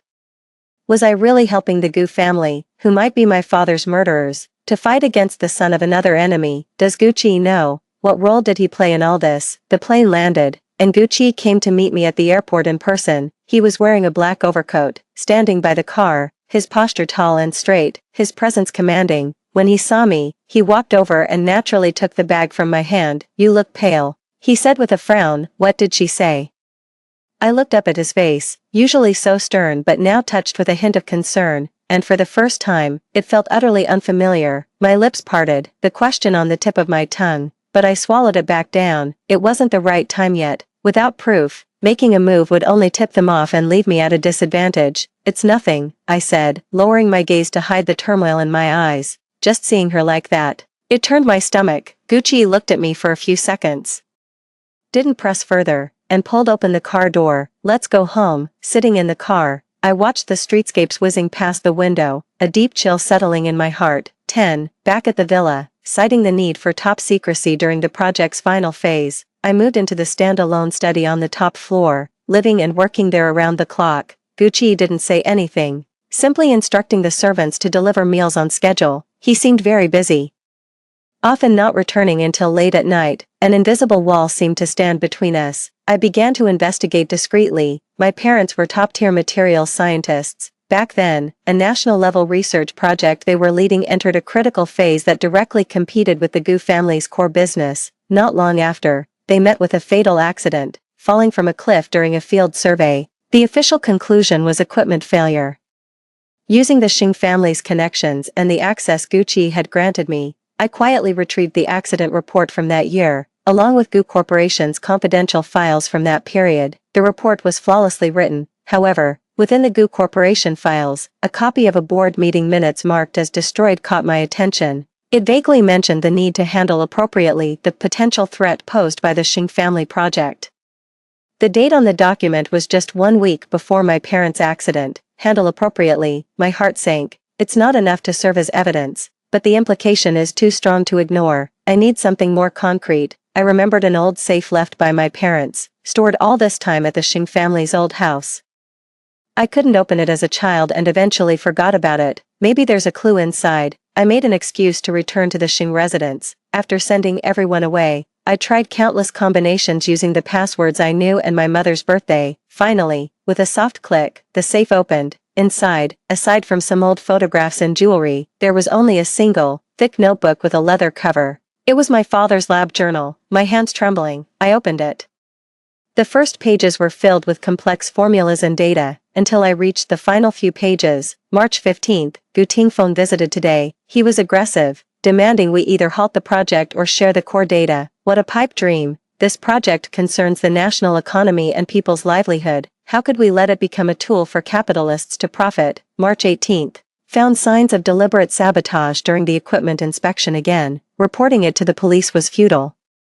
Was it the Gu Corporation? Are they truly so lawless? March 22nd. We're being followed. Yueru, my mother, is terrified. I backed up the critical data and hidden it. The diary ends abruptly here. Where is it hidden? The next few pages have been torn out. I slumped to the floor, my entire body going cold. There's no direct evidence, but the contents of my father's diary corroborate what Lin and she said with her dying breath. Gu Tingfeng. It was him all along, for the sake of profit.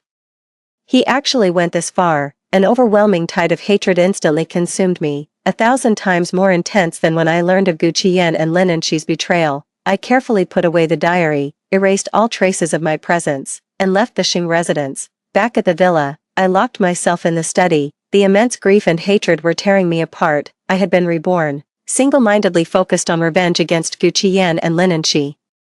I never imagined the true enemy had been sitting high above all along, and I had even called him father. That evening, Gu Qi knocked on the door. Come out for dinner. I took a deep breath, suppressed all my emotions, and opened the door. He stood in the doorway, his brow slightly furrowed. You haven't been yourself lately. The project pressure is getting to me. I avoided his gaze and walked towards the dining room. The atmosphere at the dinner table was quiet. He suddenly spoke up. Before you went to Macau, you asked me if I knew what Lin and she was going to say. My hand, holding the chopsticks, paused, and I looked up at him. His gaze was steady, appraising. What exactly did she say? My heart hammered against my ribs. Was he testing me, or did he genuinely not know? I set down my chopsticks, looked him straight in the eye, and enunciated each word clearly. She said my parents' deaths were no accident. Gu Qi's pupils contracted almost imperceptibly. Though his composure returned swiftly, that fleeting anomaly did not escape my notice. He knows, he must know something. You believe the ramblings of a dying man. His tone remained even, but the knuckles gripping his glass were white. Is that so? I offered a cold smile, but I looked into the Gu Corporation's archives from that year. I saw the board meeting minutes about appropriately handling the potential threat of the Xing family project. The timing was right before my parents' accident. Gu Qi's expression finally shifted. He set the glass down with a sharp clink. A deathly silence filled the study. We stood facing each other across the dining table, the air frozen solid between us. After a long pause, he slowly rose to his feet, his imposing stature casting a heavy, oppressive shadow. Xinanqian. His voice was low, laced with warning. Some things are better left unknown. Knowing too much won't do you any good. I looked up at him, refusing to back down. So it's true, Gu Tingfeng was responsible for my parents' death, and you knew about it. You might have even been involved. The last few words caught in my throat, spoken with immense difficulty. Gu Qi's eyes were as deep and dark as the sea, churning with complex emotions I couldn't decipher. He neither confirmed nor denied it. The Gu family ship is now in our hands. He circled the table, stopping before me, leaning down. He braced his hands on the back of my chair, trapping me between him and the table, his presence overwhelming. Let the past stay in the past, the present and the future are what matter now. He was so close I could clearly see the undercurrents in his eyes and sense the threat in his words, and a trace of admonition, almost imperceptible. Let it stay in the past. I repeated the phrase, finding it utterly bitter. A sea of blood and enmity, how could it ever be left behind? I looked at his face. So close to mine, this face, which had once offered me a sliver of solace and camaraderie on my path of vengeance, now held nothing but cold calculation and deceit. I shoved him away abruptly and stood up. Gu Qi, don't you dare lump me in with you. I stared at him, enunciating each word with a chilling, resolute finality. I don't want your ship, effective immediately. Our partnership is terminated. 11. After my complete falling out with Gu Qi, I moved out of the Gu family villa and into a discreet apartment owned by the Xing family. The new energy project is nearing completion, and it's my most crucial bargaining chip. Using the need for absolute quiet to make the final push as my excuse, I've cut off all outside contact, including Gu Qi. I know he's looking for me. Calls, texts, even posting people outside the Xing family's old residence and my company building. But I'm avoiding him. I need time, I need to sort out my thoughts. And more importantly, I need to find the evidence that will be a decisive, fatal blow. Just as I was at my wit's end, an unexpected person reached out to me. It was Su Man, Gucci's former personal assistant, a woman of remarkable competence and delicate beauty, who had voluntarily resigned not long after Gucci fell into a coma. I had once vaguely sensed a subtle tension between her and Gucci, but I hadn't pursued the matter at the time. She arranged to meet me at an extremely discreet cafe. Miss Xing, or, should I call you Mrs. Gu? Su Man stirred her coffee, her smile gentle, yet with a hint of sharpness in her eyes that was hard to detect. Cut to the chase. I wasn't in the mood for pleasantries. She put down her spoon and looked at me. I know you're looking into what happened to your parents, about Gu Tingfeng, about Gucci. A chill ran through me, but my expression remained neutral. What do you know? I might know more than you think. Su Man leaned forward slightly, lowering her voice. The first thing Gucci did after waking up wasn't to consolidate his power. It was to secretly investigate his own father, especially that accident 3 years ago that took your parents. I tightened my grip on the coffee cup. He's investigating too. He's been investigating all along, Su Man stated with certainty. He suspects his father's hands aren't clean, and that it might even be connected to the earlier illness and death of his biological mother. Gucci's biological mother had passed away from illness when he was 10, not long after. Lu Yuru entered the household, bringing Gucci Yen with her. Could it be that? An even more terrifying suspicion dawned on me. Why is he telling you all this? I stared at Su Man. Su Man lowered her gaze, a bitter smile touching her lips, because, in a way, he and I are the same. My father was once Gu Tingfeng's right-hand man, and he was also one of the few people who knew the details of your parents' project. He died of a sudden heart attack 1 month before your parents' accident. A sharp intake of breath escaped me. Gucci found me, and we formed an alliance. He needed my help to gather evidence of Gu Tingfeng's past crimes. And I needed to use his influence to get justice for my father. Su Man lifted her eyes, her gaze resolute. During the 3 years he was in a coma, I never stopped investigating. I have certain things in my possession. What is it? Some phone call recordings and bank transfer records that prove Gu Tingfeng ordered someone to sabotage your parents' exploration equipment and fake the accident scene. It's not a smoking gun. But it's more than enough to get the police to take it seriously and reopen the investigation. Su Man took a tiny flash drive from her bag and slid it across the table to me. Also, the reason Lu Yuru managed to climb her way up back then was because she administered a slow-acting poison to Gucci's mother. The evidence for that is in there too. I took the cold flash drive. It felt as heavy as 1,000 pounds in my hand. So, the reason Gucci got close to me, protected me, and even tacitly allowed me to go after Lu Yuru and Gucci Yen, it wasn't just because of my capabilities or the Xing family behind me. Was it also because we share a common enemy? Was his previous secrecy and warning to avoid tipping our hand, or was it a test for me? Why didn't he tell me himself? I asked. He said you're too clever, and too impulsive. He needed to be sure you were a reliable ally, not a revenge-driven loose cannon who could jeopardize the entire plan. Su Man looked at me.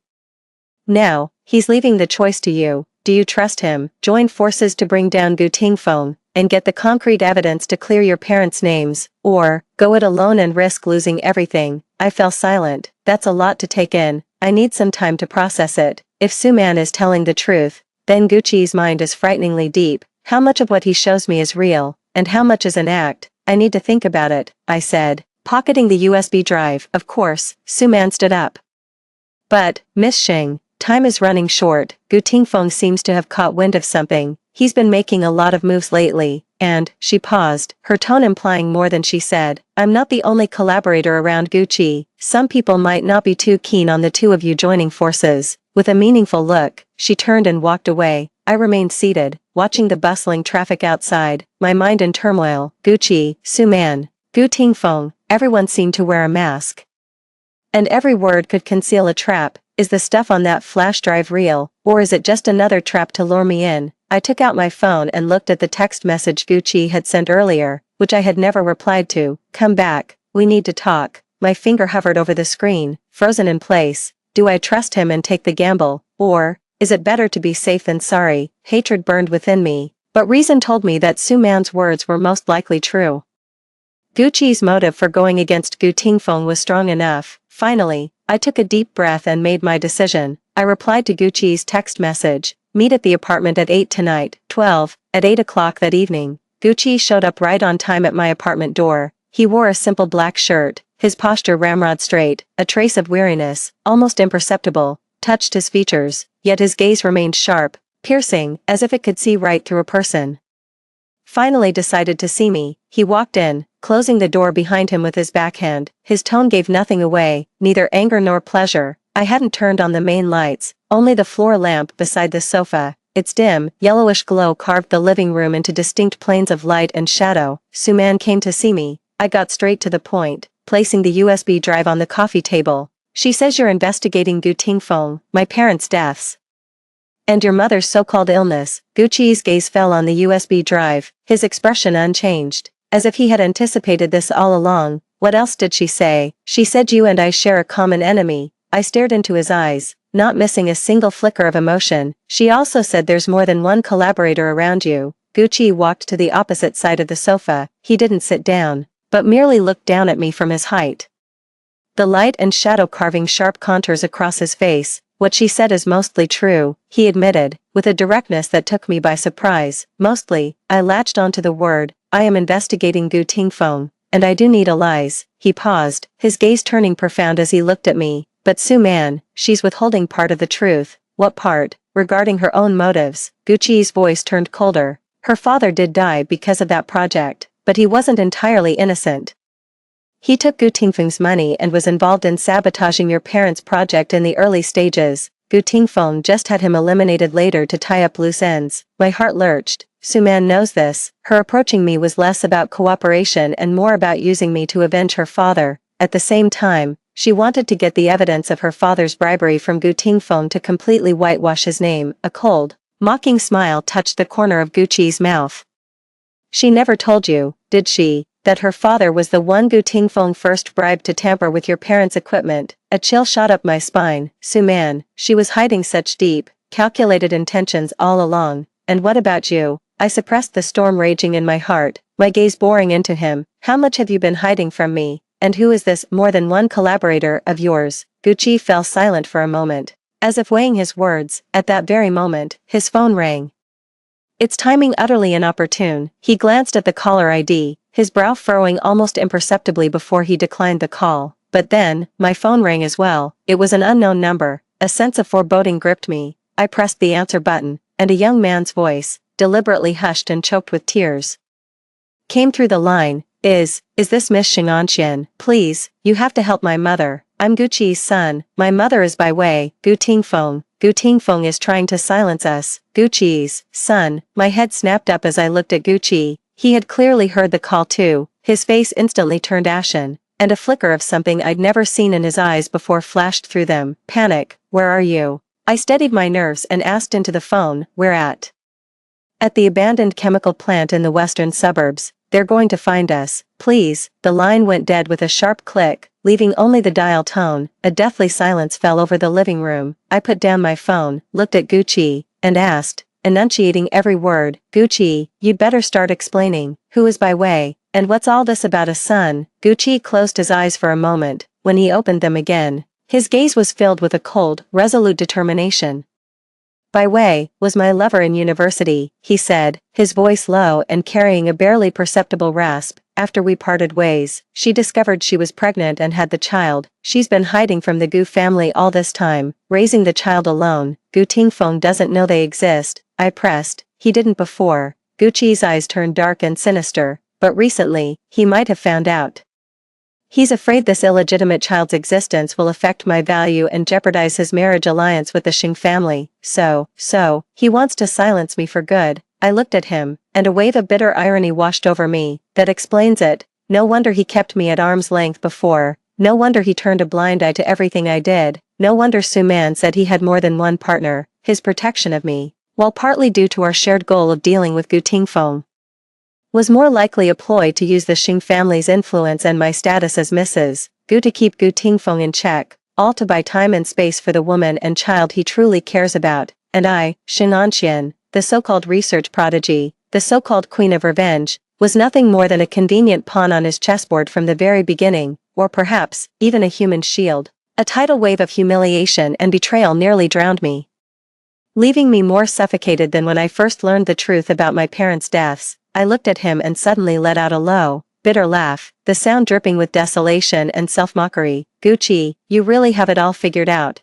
don't you? I stood up, walked over to him, and tilted my head back to look up at his cold, handsome face. You used me as a decoy to draw Gu Tingfeng's fire, a shield to protect you and your precious secret love child, and once Gu Tingfeng is dealt with, you'll just kick me to the curb and reunite with your old flame to play happy family. I raised my hand and jabbed my finger hard against his chest, my fingertip icy cold. What do you take me for? Gucci grabbed my wrist, his grip firm, his gaze complicated. Shenanxian, it's not what you think. Then what is it? I wrenched my hand free and took a step back, my eyes turning completely cold, as if frosted over. Gucci, I'm telling you, our partnership ends here. Gu Tingfeng, I'll deal with you myself. As for you, I said, looking at him, each word dripping with bone-chilling cold, you and that bastard son of yours had better pray you never cross my path. With that, I turned, grabbed the car keys and the USB drive, and stormed out of the apartment without a backward glance. The night wind was biting, cutting into my face like a knife. I slid into the driver's seat, fired up the engine,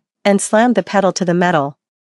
The car shot into the night like an arrow from a bow. Destination, the abandoned chemical plant in the western suburbs. I wasn't going to rescue his precious first love or their secret love child. I was going to see for myself just what kind of person Gucci was going to such desperate lengths to protect. More importantly, I need to get the evidence that Gu Tingfeng silenced a witness by murder. 13. The western suburbs. An abandoned chemical plant. The rusted steel skeleton loomed like the bones of a great beast under the stark moonlight. As the night wind whistled a mournful howl through the shattered window frames, I parked the car in the distant shadows and slipped inside without a sound. The air was thick with the acrid stench of rust and chemicals. From deep within the factory came the sound of muffled sobs and harsh, angry shouts. You bitch, you're good at hiding. Hand over that little bastard. Please, I'm begging you.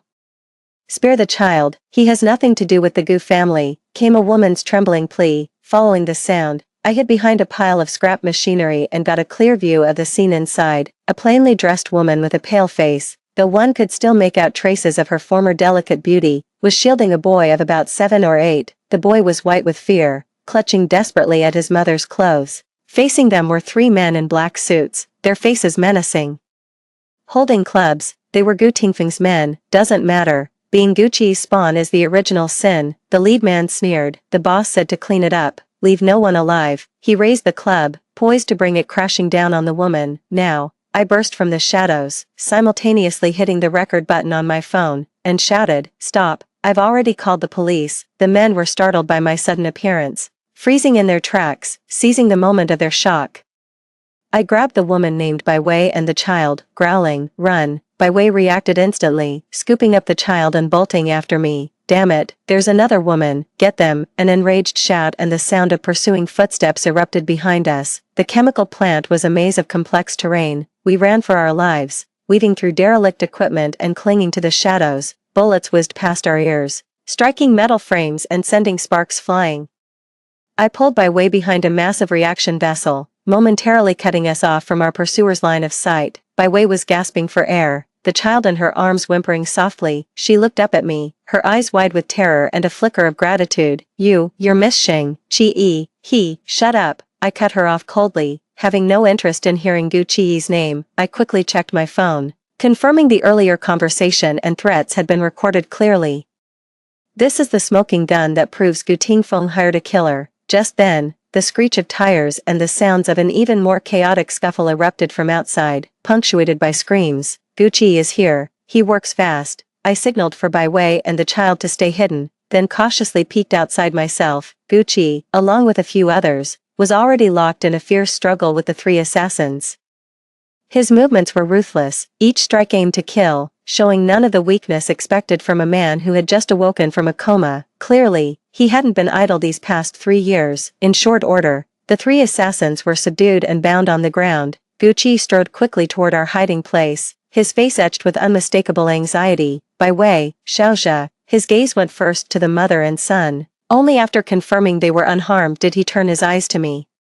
His expression complex and inscrutable. Ancien, you. I stepped out from behind the reaction vessel, phone in hand, and stared at him impassively. Gucci, drop the act. Gu Tingfeng hired a killer, and the evidence is solid. You protect your woman and child, I'll get my revenge. We're even. His brow furrowed deeply. It's not what you think. Bai Wei and we've been. I don't care. I cut him off sharply, uploading a backup of the recording to the cloud before shoving the phone back into my pocket. Take your people and get out of my sight, now. I turned to leave that disgusting place behind. Shenanxian, Gucci's voice called out from behind me, laced with suppressed fury. Must you really go this far? I stopped in my tracks, but did not turn around. Gucci, from the moment you decided to use me, we were destined to be nothing but enemies. With that, I strode away and never looked back. Back at the apartment, I immediately contacted my most trusted lawyer and the core members of the Xing family, submitting both the audio recording evidence and the other incriminating evidence against Gu Tingfeng from the USB drive. Prosecute Gu Tingfeng for intentional homicide, commercial fraud, illegal asset transfer. Pursue every single charge to the fullest extent of the law. The lawyer looked at the thick stack of documents, his expression grave. Miss Xing, this evidence is more than enough to put him away for life. However, it might implicate the Gu Group, and even, Mr. Gucci. I gave a cold laugh. What do I care if the Gu Group lives or dies? As for Gucci, I paused, the image of him shielding Bai Wei and her child flashing before my eyes. A sharp pang pierced my heart. We will proceed by the book. The next day, Gu Tingfeng was taken away by the police directly from his top-floor office at the Gu Group headquarters. The news exploded like a bombshell, instantly sending shockwaves through the entire city. Gu Group Chairman Gu Tingfeng arrested on suspicion of multiple felonies, shocking upheaval in a tycoon's mansion. The Gu Empire teeters on the brink of collapse. The former business titan is a murderer. Public opinion is in an uproar. Gu Corporation's stock price hit the limit down at market open, plunging everything into chaos. Sitting in my office, I watched the news footage of Gu Tingfeng's disheveled figure being escorted into a police car. I felt no sense of triumph, only a chilling numbness. I've finally avenged my parents, so why does my heart feel so hollow? My phone rang. It was Gucci. I hung up immediately and blocked the number. Moments later, the office door was flung open. Gucci stood in the doorway, radiating hostility, his eyes bloodshot. Shenanxian, are you satisfied now? His voice was hoarse, laced with bone-chilling coldness. I looked up, meeting his gaze calmly. Mr. Gu, this is Xing family property. Please leave. He advanced step by step, the overwhelming pressure he exuded nearly suffocating, bringing down Gu Tingfeng, destroying the Gu Corporation. Is this the outcome you wanted? This is what the Gu family deserves. I stood up, facing him down. And that includes you. Gucci, you used me, you deceived me. We're not finished settling that score. He grabbed my wrist with a sudden, crushing force, as if he meant to shatter the bone. I never meant to hurt you. Let go. I struggled with all my might, but couldn't break free. Gu Tingfeng has fallen. The Gu Empire is finished. What's next? He closed in on me, his breath hot on my face. Are you coming for me and Xiaozha next? Xiaozha, that bastard's name, seeing the undisguised protectiveness in his eyes. The last shred of that ridiculous affection in my heart was utterly extinguished.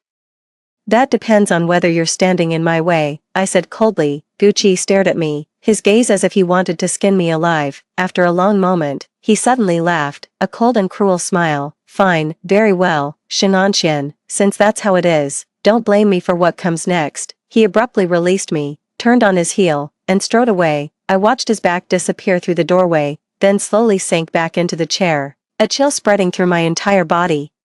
I knew then that there was no going back for Gucci and me. What followed would be a fight to the death. Unbeknownst to me, shortly after Gucci left, a piece of negative news about me quietly climbed the trending charts. Shocking. The mastermind behind the Gu family's collapse is the Xing family heiress, willing to frame others to seize power. The accompanying images were a blurry photo of Gucci and me in a tense standoff outside the chemical plant, along with some meticulously edited, out-of-context so-called evidence. 14. Gucci's counterattack was as swift as it was dirty. The slanderous trending topic, propelled by capital, remained pinned at the top. Trolls and misinformed netizens launched an overwhelming wave of online harassment against me. Some even began doxing my address and harassing my family. The stock price of Xing Group was also affected and began to fall. A few old-timers on the board, who were already resentful of my rapid rise, began to stir, applying pressure both overtly and covertly. Looking at this familiar tactic of manipulating public opinion, a cold, mocking laugh rose within me, a chip off the old block.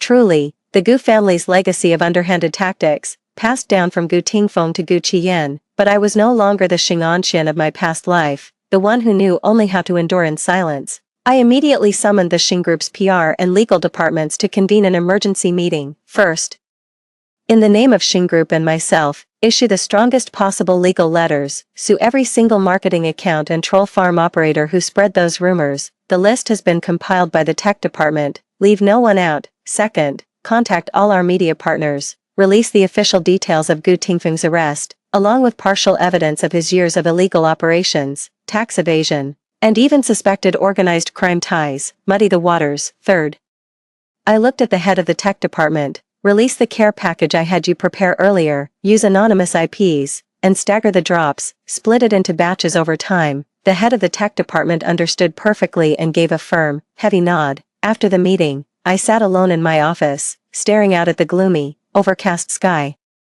My phone vibrated on the desk, a series of abusive texts from unknown numbers. I deleted and blocked each one, my face an impassive mask. Gucci, you think you can crush me with public opinion? Let's see who's holding the better cards. That very afternoon, the tide of public opinion began to shift in a subtle but unmistakable way. First, several major state media outlets reposted the police bulletin detailing Gu Tingfeng's alleged involvement in multiple serious crimes, effectively cementing his guilt. Shortly after, a wave of damaging leaks about the Gu Group began circulating online. They detailed years of internal mismanagement, nepotism, and illicit profit transfers. The revelations included outlandish incidents from Gu Qian's tenure and specifics on how Lu Yiru exploited her status as Mrs. Gu to amass personal wealth. The public's attention began to shift. So the Gu family is this rotten, the corruption goes right to the core. Looking at it this way, maybe Xing'anqian really was forced to fight back. Is Gucci trying to deflect blame by slinging mud now? However,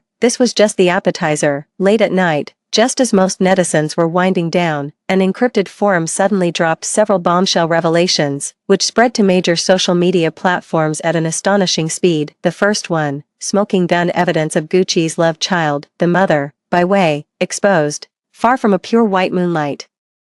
She's a scheming woman who climbed into his bed, attached were photos of Bai Wei frequenting nightclubs in her youth and being intimate with various men, along with chat logs showing her privately contacting paparazzi, attempting to expose the child's identity to extort a huge hush money payment. Article 2, Gucci in cahoots with stepmother Lu Yiru. Is his 3-year coma real or fake? An in-depth exposé of the Gu family eldest son's power grab. This piece meticulously analyzes the timeline of Gucci's actions after waking up, strongly implying a long-standing collusion with Lu Yiru. It even suggests he might have faked his coma, all to eliminate Gu Tingfeng and Gu Qiyan in one fell swoop and seize the entire Gu empire. While lacking direct evidence, the analysis is compelling and highly inflammatory. Article 3, the true face of the devoted husband. Gucci's secret offshore accounts exposed. Mysterious flow of massive funds revealed. This post published information on several offshore accounts linked to Gucci, along with records of substantial money transfers. The timing, coinciding with his awakening, is highly suggestive. The detonation of these 3 bombshells sent the entire internet into a frenzy. Oh my god, this is information overload. Gucci is no saint either, a bastard, a schemer, and he's moving assets. The whole family, from the oldest to the youngest, is rotten to the core. So Xing'anqian is the real victim here, used in a marriage scam by that father-son duo. No wonder she fought back. Who wouldn't go crazy in her shoes? The court of public opinion did a complete 180. The same people who cursed me out before are now sympathizing with and supporting me with equal fervor. The filth Gucci tried to sling at me has come back to bite him 100-fold. I watched the comments scroll across my screen, then closed the laptop with an impassive expression. Can't handle it already, Gucci. This is only the beginning. The next day, I made a high-profile appearance at the Xing Group press conference. Facing the barrage of cameras and flashing lights, I stood there in a sharp black suit, with impeccable makeup, commanding the room with my full presence. First, regarding the recent false statements circulating online targeting me personally and the Xing Group, our legal department has initiated full legal proceedings. We will pursue this matter to the fullest extent of the law and show no leniency. My voice was clear and resonant, leaving no room for doubt. Furthermore, I hereby formally announce that Xing Group will immediately and completely terminate all cooperation with Gu Group. We have also initiated legal proceedings to hold them accountable for their outstanding payments and contractual breaches. A wave of commotion swept through the assembled reporters. Ms. Sheng, regarding your marital relationship with Mr. Gucci, I cut the question off directly, raising my left hand to reveal a bare ring finger. My marriage to Mr. Gucci began as an elaborately orchestrated deception, I said, my gaze sweeping across the room with icy scorn. Now that the truth is out, this farce must come to an end. I have instructed my lawyers to file for divorce. As for Mr. Gu and his mistress and illegitimate child, I paused, my tone dripping with contempt. I wish them a lifetime of blissful entanglement. With that, I turned and walked away without a backward glance, leaving the media frenzy behind me. The press conference was a resounding success. Xing Corporation's stock halted its decline and rebounded. My decisiveness and firm stance won the market's approval. The Gu family enterprise was plunged into an abyss.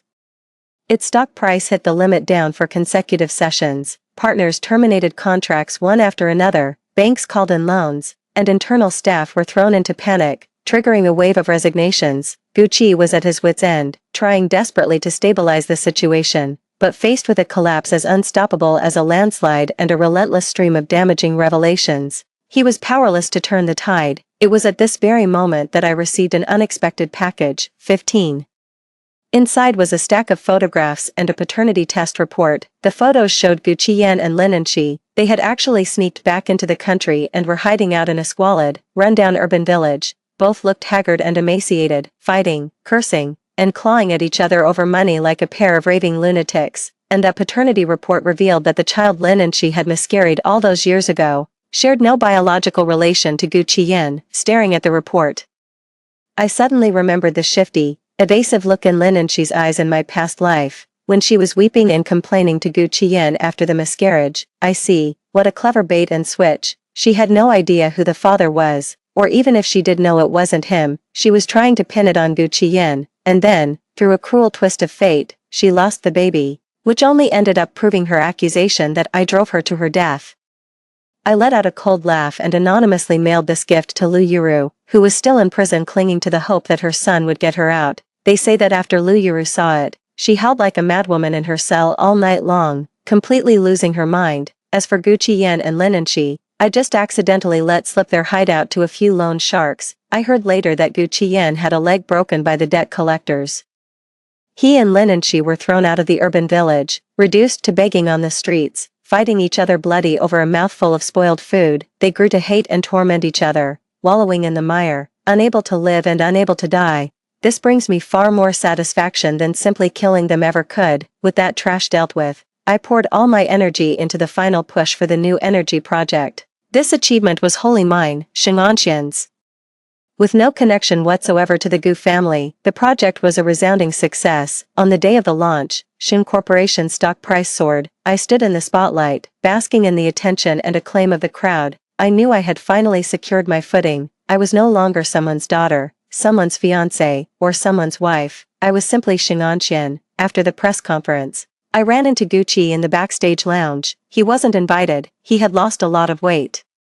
His suit hanging loosely on his frame, his eyes were heavy with exhaustion and defeat, the former arrogance and icy poise of the Gu family's young master long gone. And Xian, his voice was hoarse, tinged with a plea. "We need to talk, Mr. Gu," I said, seated at the vanity and meticulously removing my earrings, not even bothering to look his way. "There's nothing left for us to discuss. The Gu family is finished, I admit it." He walked up behind me. Looking at my cold reflection in the mirror, "I was wrong to use you, to hide things from you. But I have no feelings left for Bai Wei, and I had no idea about Xiaozhi's existence before. Everything I did was to protect the child. He's innocent, after all, innocent." I let out a scornful laugh, finally meeting his eyes through the mirror. "Gucci, spare me the theatrics. Your Gu family is rotten to the core. Gu Tingfeng is a murderer, Lu Yuru a poisoner, Gucci Yan a vicious fool.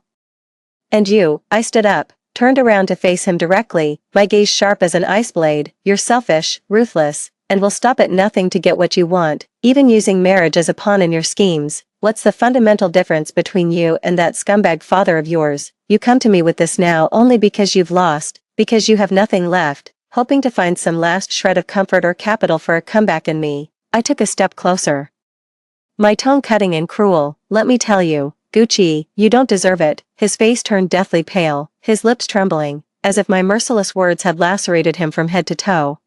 I truly, he attempted to protest, truly what, I cut him off, my eyes filled with utter disgust, truly had feelings for me, don't say such nauseating things. Your sincerity is worth even less than your father's money or your brother's brains. I picked up my handbag, ready to leave, Shinanxian. He snarled behind me, with a final note of resentment and despair. Do you have to be so heartless? My steps halted, I turned slowly, looking into his bloodshot eyes, and felt nothing but utter absurdity. Heartless, I repeated the word as if hearing the biggest joke. Gucci, you're talking to me about affection, are you even worthy? He took a step forward, trying to grab my arm, his voice laced with a near-frantic urgency. Yes, I used you, I kept things from you, but we were married. Do you really think any other man would dare take you after me, Shinanxian, with your notorious reputation for being ruthless? What respectable family would ever bring a woman like you into their home? I looked at him, at the deep-seated arrogance and prejudice of feudal patriarchy in his eyes, as if I were staring at a pile of revolting sludge. In this day and age, he still thinks divorce is a stain on a woman, that I need to rely on a man, that I need to be wanted. The last shred of my patience vanished, my hand shot up, smack, a sharp, resounding slap landed hard across his face, cutting off his foolish words. Gucci's head snapped to the side from the force, the clear, red imprint of 5 fingers instantly bloomed on his cheek. He clutched his face, staring at me in utter disbelief, as if I had committed some unspeakable transgression. Gucci, I shook my slightly numb wrist, my voice dripping with ice. Put away your nauseating, feudalistic mindset. I, Shinanxian, have never been anyone's appendage. I took a step forward, locking my gaze with his astonished eyes, and hammered each word, crystal clear, into his ears. Did you think I agreed to the arranged marriage back then because I loved you, or because the Xing family needed the Gu family? Let me tell you, it was neither. If it weren't for leveraging the Gu family's influence to bring down Gu Tingfeng faster and uncover the truth about my parents. Do you honestly think your rotten to the core clan is worthy of being associated with the name Shinanxian? Marriage, I scoffed, my eyes filled with utter contempt and disgust. That was never anything but a burden to me, a tool, certainly not something I ever pursued. Now, the tool has served its purpose, it's time to discard the burden. Gucci stood frozen in place, his face flushing red, then paling, then turning ashen. It was as if he was seeing me for the first time. His eyes wide with profound shock and a kind of bewildered disillusionment, as if his entire world had just crumbled. The laughable notions about marriage and a woman's worth, which were the last shreds of dignity he clung to, were utterly shattered by my words. His lips trembled, but not a single word could escape them. Watching him in this utterly broken state, I felt not a flicker of emotion, only complete and utter disgust. Gucci, don't ever show your face to me again.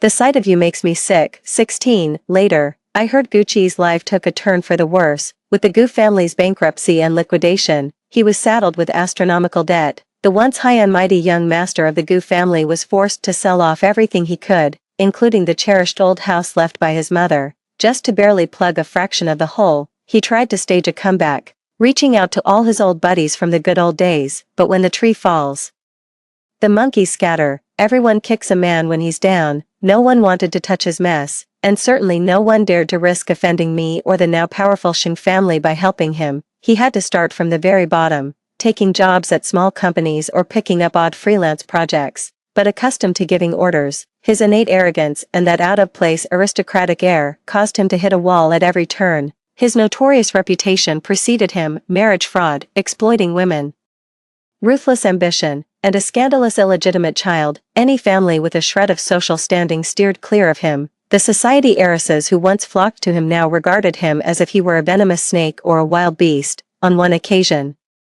at a small industry mixer, he was seen trying to strike up a conversation with a Miss Liu, whose family was in the building materials business. She had once been one of Gucci's most ardent admirers, but at that moment, Miss Liu merely cast a contemptuous glance his way, as if afraid of catching something foul. She quickly took 2 steps back, linked arms with her male companion, and spoke in a voice pitched perfectly to be heard by those nearby. Well, if it isn't the great young Master Gu, what's the matter? Shouldn't you be off looking for your precious white moonlight and your child instead of slumming it in a place like this? How laughable. You were completely overshadowed by a bastard half-brother and a stepmother your whole childhood, and yet you still haven't learned your lesson, pulling the same stunt yourself. You've got no one to blame but yourself. A wave of suppressed snickers rippled through the crowd. Gucci's face turned ashen, his fists were clenched so tightly his knuckles turned white, yet he couldn't muster a single word in his own defense. In the end, under the weight of the crowd's mixed gazes, some pitying, others scornful, he made a hasty, humiliating retreat. This wasn't the first time something like this had happened. Later, I heard he'd moved to a shanty town, crammed into a dilapidated tenement building with the kind of people he once wouldn't have given a second glance. He toiled day in and day out just to get by, his hair turning gray prematurely, making him look a good decade older than he was. His illegitimate son, Xiaoxia, fell ill in those squalid conditions. With no money for proper treatment, the illness took root and became chronic. Unable to endure the hardship, Bai Wei one night took what little savings Gucci had left and ran off with another man, never to return. This left Gucci behind with his sickly, resentful son.